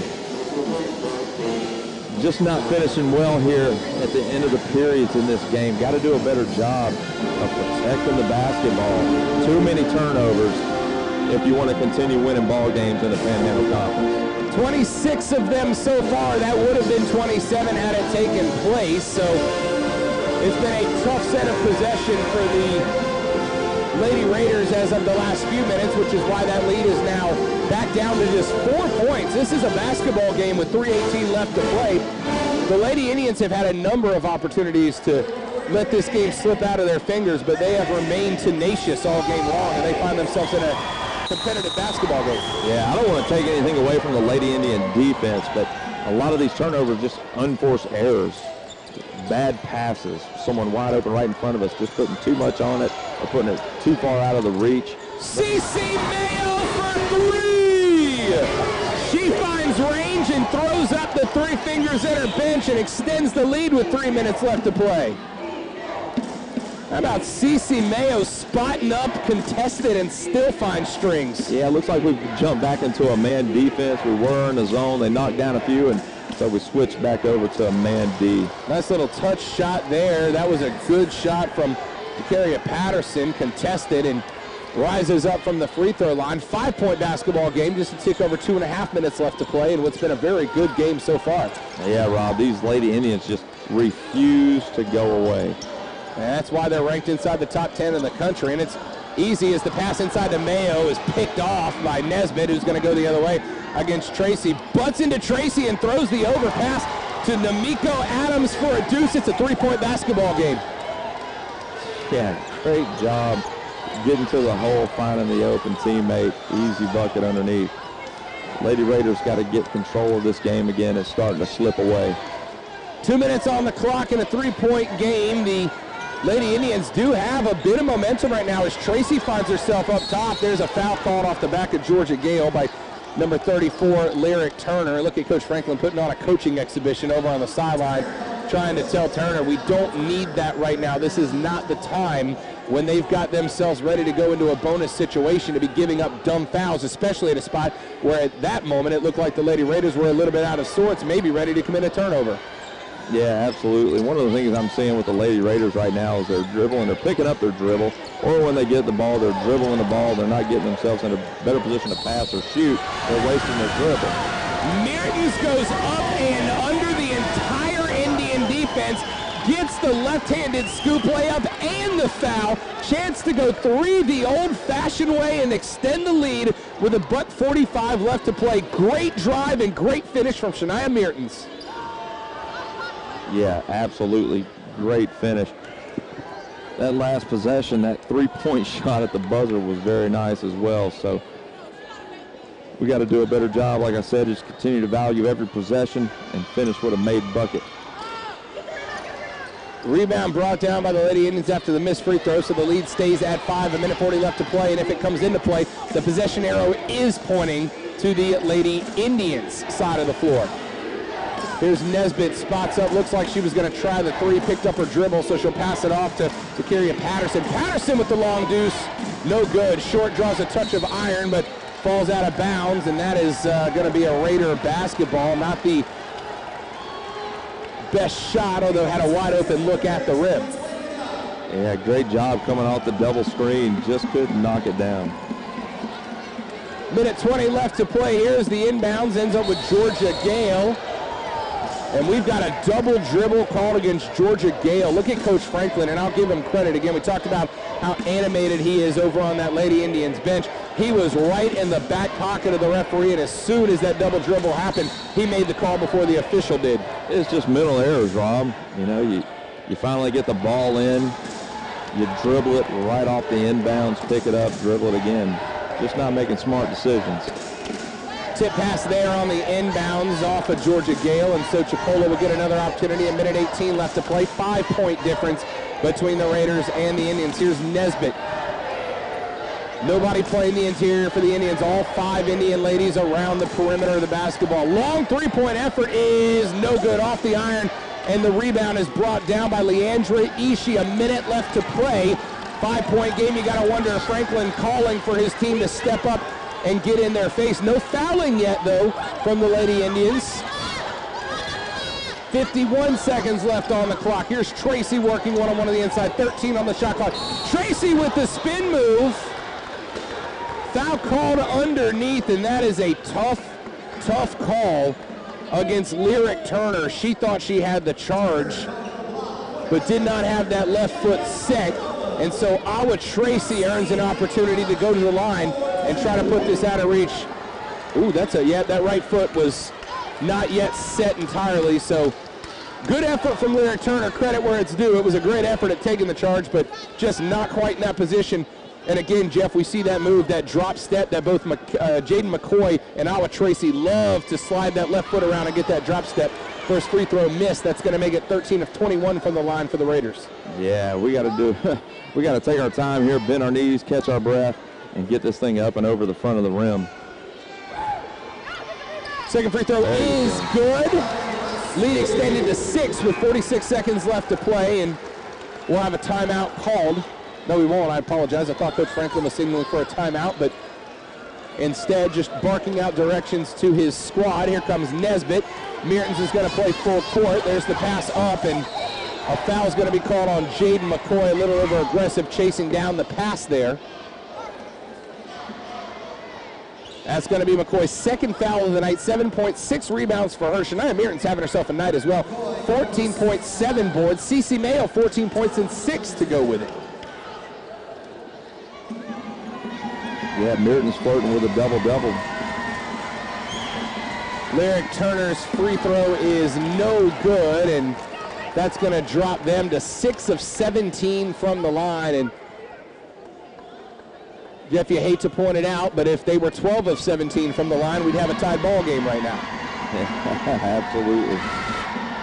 Second free throw is good, and it's a 5-point game. 41 seconds left to play, and a timeout called for by Coach Walker and the Lady Raiders. So the difference is on the scoreboard here, Jeff McDonald. 28 turnovers for the Raiders, but here's the good news, if there is any, it's been sitting on 28 points or 28 turnovers for a while. So while there were a lot of turnovers to start the game, fortunately, the rate of turnovers has significantly decreased for the Raiders, doing a better job of taking care of the basketball, waiting for those higher possession shots to take place.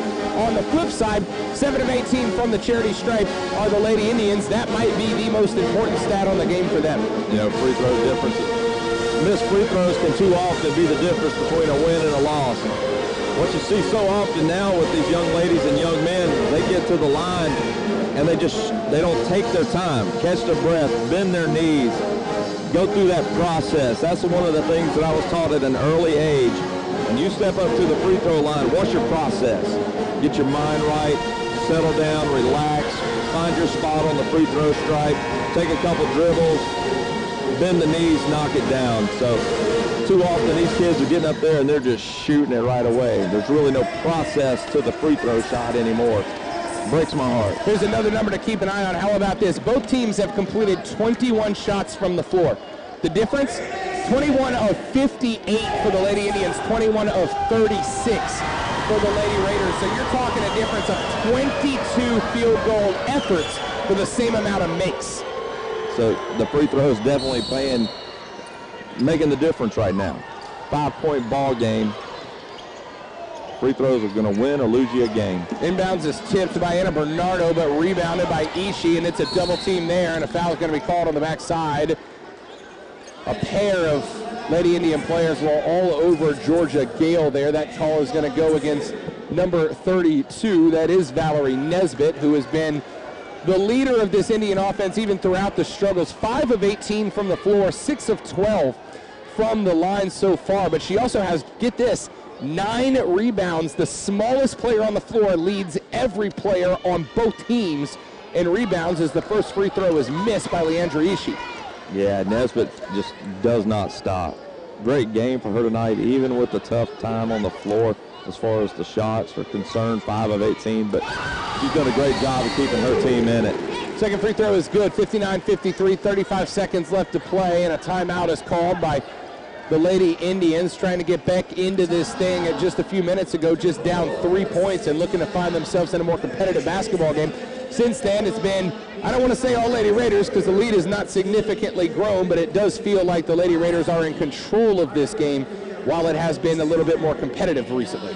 Yeah, absolutely. You figure with 35.7 seconds left, the poor shooting night from the Indians and their inability to knock down free throws, you feel pretty confident that they might be able to put this one away at this point. Going to have to be very careful about, as we mentioned, knocking down those free throws. You're going to get some opportunities here. I suspect that this will be the point where the Lady Indians are going to start fouling. They have got their second lineup on the floor right now, consisting of Namiko Adams. They've also got Lyric Turner out there. You'll notice, Jeff McDonald, no Ariel Cummings on the floor right now. They're going with the small lineup, although Cummings has been arguably the one player that seemed to own her spot on the basketball floor. The Indians going with their smaller, I'm assuming, three-point shooting lineup here. Yeah, that's absolutely right. There is a three-pointer, and it's buckets. Count it. That's a good shot there on the outside from Patterson to knock down the three. Game's a three-point game after that monster three-pointer. That's exactly what we talked about. Don't give up those uncontested threes. Patterson finds herself sitting on the backside. It was a great inbound pass all the way across the floor to find the open woman, and she knocks down the three. We got ourselves a three-point game again. Yeah, we got to do a good job of spacing out the floor there, though, too. We get the ball inbounds, then we've got two Raiders rushing to the ball, not creating any space for someone to even dribble to get it down the floor. Fortunately, we got the foul. This time we need to knock down 2 of 2. Look at this, and I want to point this out. Look at the two Raiders that are rebounding versus the two that are in the front court, Jeff McDonald. You've got Shania Mertens and Cece Mayo, two of the guards underneath. You've got Awa Tracy and Georgia Gale, two of the power forwards and big ladies that are out at the half-court line, just preventing that fast break three-pointer is all you're looking for at that spot. Don't give them an easy bucket. First free throw, no good. Second one is. It's a 4-point game, half a minute left to play. Nesbitt has 4 fouls, by the way, so she cannot give up another foul without having to leave the game. She pulls up the three. That one's going to be no good. And Awa Tracy on the rebound, and it's going to be fouled hard by Nesbitt. If that foul is called on Nesbitt, that's going to be number 5. And it looks like she accepts that it is as she walks over to the bench. So referee is discussing if it's going to be called on 32 or 34. And it is on 32. So Valerie Nesbitt, the floor general and young lady who has played the vast majority of the minutes in this game for Chipola, has fouled out and heads to the bench, while Awa Tracy goes to the free throw line to try to extend this lead past 4:20 seconds left to play. Yeah. Great ball game tonight for Nesbitt. Unfortunately for her, a lot of the shots didn't fall, but she's in there taking some highly contested shots. Great job on the boards. Hate to see her go down right here at the end. Free throw is good. Lead extended back out to 5 points. You want to force this to be a 2-possession game that requires a pair of three-pointers if you're Awa Tracy. So this is a big free throw effort, and she sinks it, no problem. Coach Walker tells his girls, get back. We don't need full court pressure. Let them walk it up. 16 seconds on the floor. There's the drive, and off the glass, well short, no good. And a contested ball underneath is off of the Lady Indians.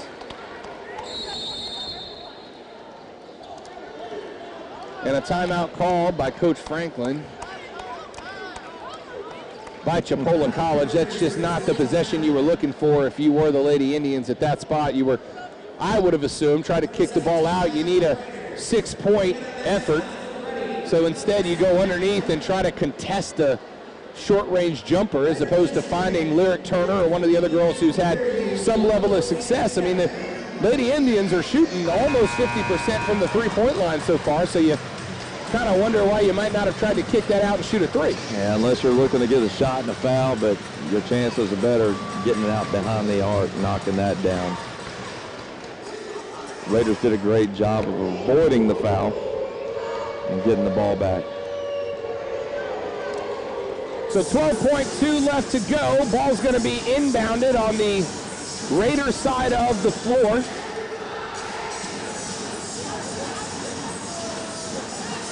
CC Mayo out there leading the dance party, trying to get the fans pumped up for the final 12 seconds of basketball here. Know that since the ball did not come back in play, we will inbound under the basket. Coach Walker's asking why it's not a half-court inbound. The official near Coach Walker is saying it's the far side official's call. And there have been a number of moments of miscommunication between these officials so far this evening. And so here we come back the other way as Coach Walker calls a 30-second timeout. I'm assuming since it wasn't Coach Walker's timeout that the ball stayed out under the basket, but now that Coach Walker's called his timeout and had his possession, it's going to come back to half court. I've only been watching this game for about 32 years, Jeff McDonald. I don't have all the rules down quite yet, you know? No, and you can't take these timeouts home with you, Rob. You might as well use them.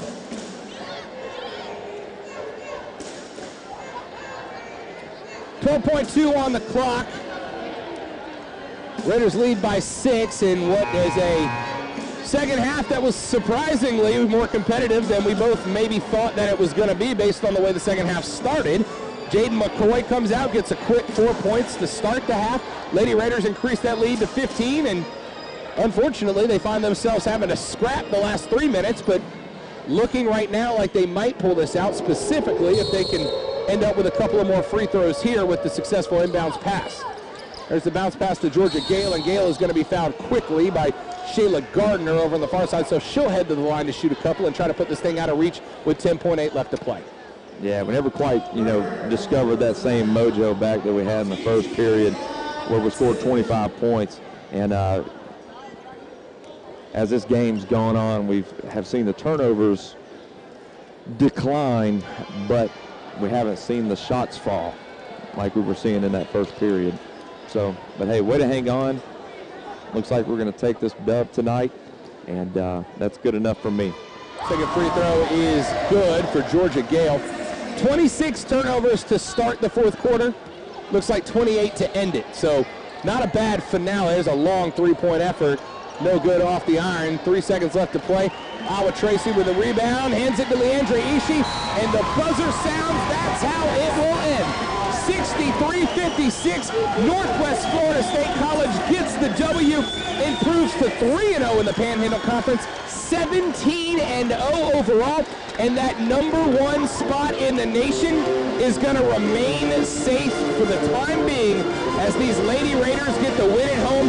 Jeff McDonald, we were concerned about the turnovers early, but they came back in the fourth quarter, took better care of the basketball, smarter possessions, higher percentage shots, and end up fighting their way out of a really close game to end it. Yeah, absolutely, Rob. A couple young ladies did a good job kind of sealing the game. Awa Tracy in her second half really stepped up and helps to seal this victory for the Raiders tonight. It was a well-contested game by the Lady Indians. All credit to Chipola, who came in here and made this fourth quarter a contest that you could tell Coach Walker was sweating a little bit over on the sideline. But on the back of Valerie Nesbitt, who had herself a tough night from the floor, but still found a way to keep her team in it. Chipola walks out of here on the wrong end of that. The Lady Raiders find themselves again undefeated, #1 in the nation, #1 in the conference, obviously, on the back of a number of players. I think you've got a couple of players who you could reasonably argue would have been player of the game. Shania Mertens, 6 of 10 from the floor with another opportunity late, 2 of 6 from the line, but hit a couple big free throws late in the game. Shania Mertens, you could argue, was the player of the game. You also had a couple of other Lady Raiders who stepped up. 6 of 10 from the floor ended Mertens. 3 of 5 Jaden McCoy. 5 of 7 for CC Mayo. She also went 3 of 4 from the free throw line as well. 21 of 36 from the floor for 58.3% field goal percentage. They ended the game at 33.3% from behind the arc on 2 of 6 shooting. 19 of 30 from the free throw line as well, Jeff. Again, that turnover margin, there were a lot of them, 28. But the fortunate news, 26 to start the fourth quarter, just 28 to end it. The Raiders ended up taking care of the basketball when they needed to. Jeff McDonald, that's exactly what they needed to do, and they got the W. Yeah, much better job of protecting the ball in the second half. And great job by Mertens and Tracy and McCoy by really taking Mayo by taking over in the second half and finishing this one off for the Lady Raiders. Well, I'll tell you what, we are going to go ahead and run to a break here because Kazoo of the Pensacola Blue Wahoos is now on the court, and there's really no point in trying to call play-by-play for anything that Kazoo is doing. But we've got a Mascot game on the floor. I'm not really sure how to call play-by-play for a Mascot game. So the South Walton Eagle has just airballed by the length of the entire floor. Kazoo on the rebound. Out to the Fox from Northwest Florida State College. It's the Raider doing his best sweet Georgia Brown Harlem Globetrotters impression. What are we watching? We got to work on these Mascots' dribble ability. Back to Kazoo at center court.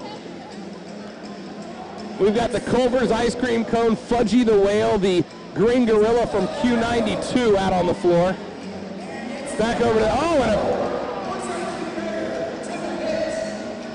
we've got the Red Raiders down on the floor. He went down hard. We're calling for I think we may have a blown ACL. Oh, and here come our Niceville EMS folks out to help the Red Raider. Wow. I did not expect our first season-ending injury of the year to come on a Mascot game, Jeff. I really didn't. Speechless. I gotta tell you, Jeff, we could have sent you out there in a jersey. You'd have fit right in, man. Oh, I don't even have a comeback for that one, Rob Brown. I do not have a comeback.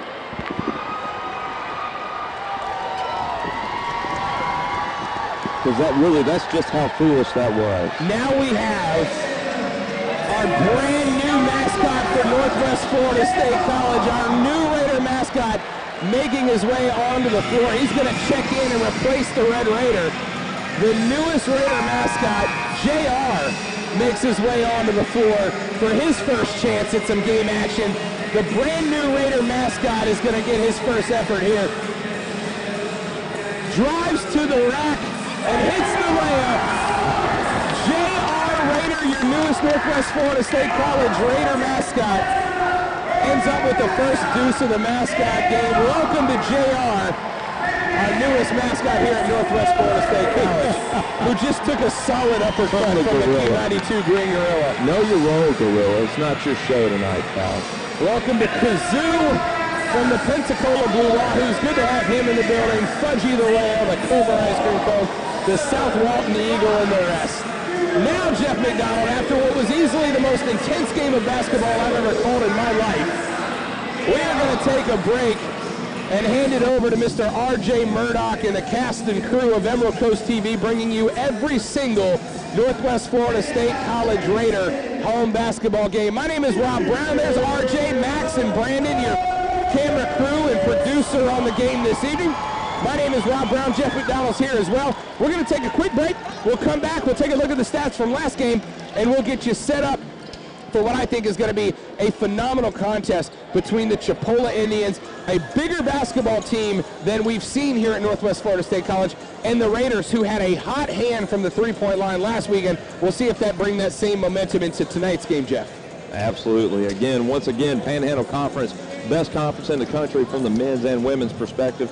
So no game in the Panhandle Conference is an easy one. You got Chipola #2 right now in the Panhandle Conference. So we got a great one ahead of us, Rob. We're going to take a quick halftime break. We'll come back here in just a couple of minutes, get you updated on all our season stats so far, let you know where these two teams stand heading into the next round of Panhandle Conference play, and get you set up for tip of the men's game between Northwest Florida State College and Chipola College. I'm Rob Brown. He's Jeff McDonald. We'll be back in a few minutes. Thanks for watching Raider basketball right here on Emerald Coast TV.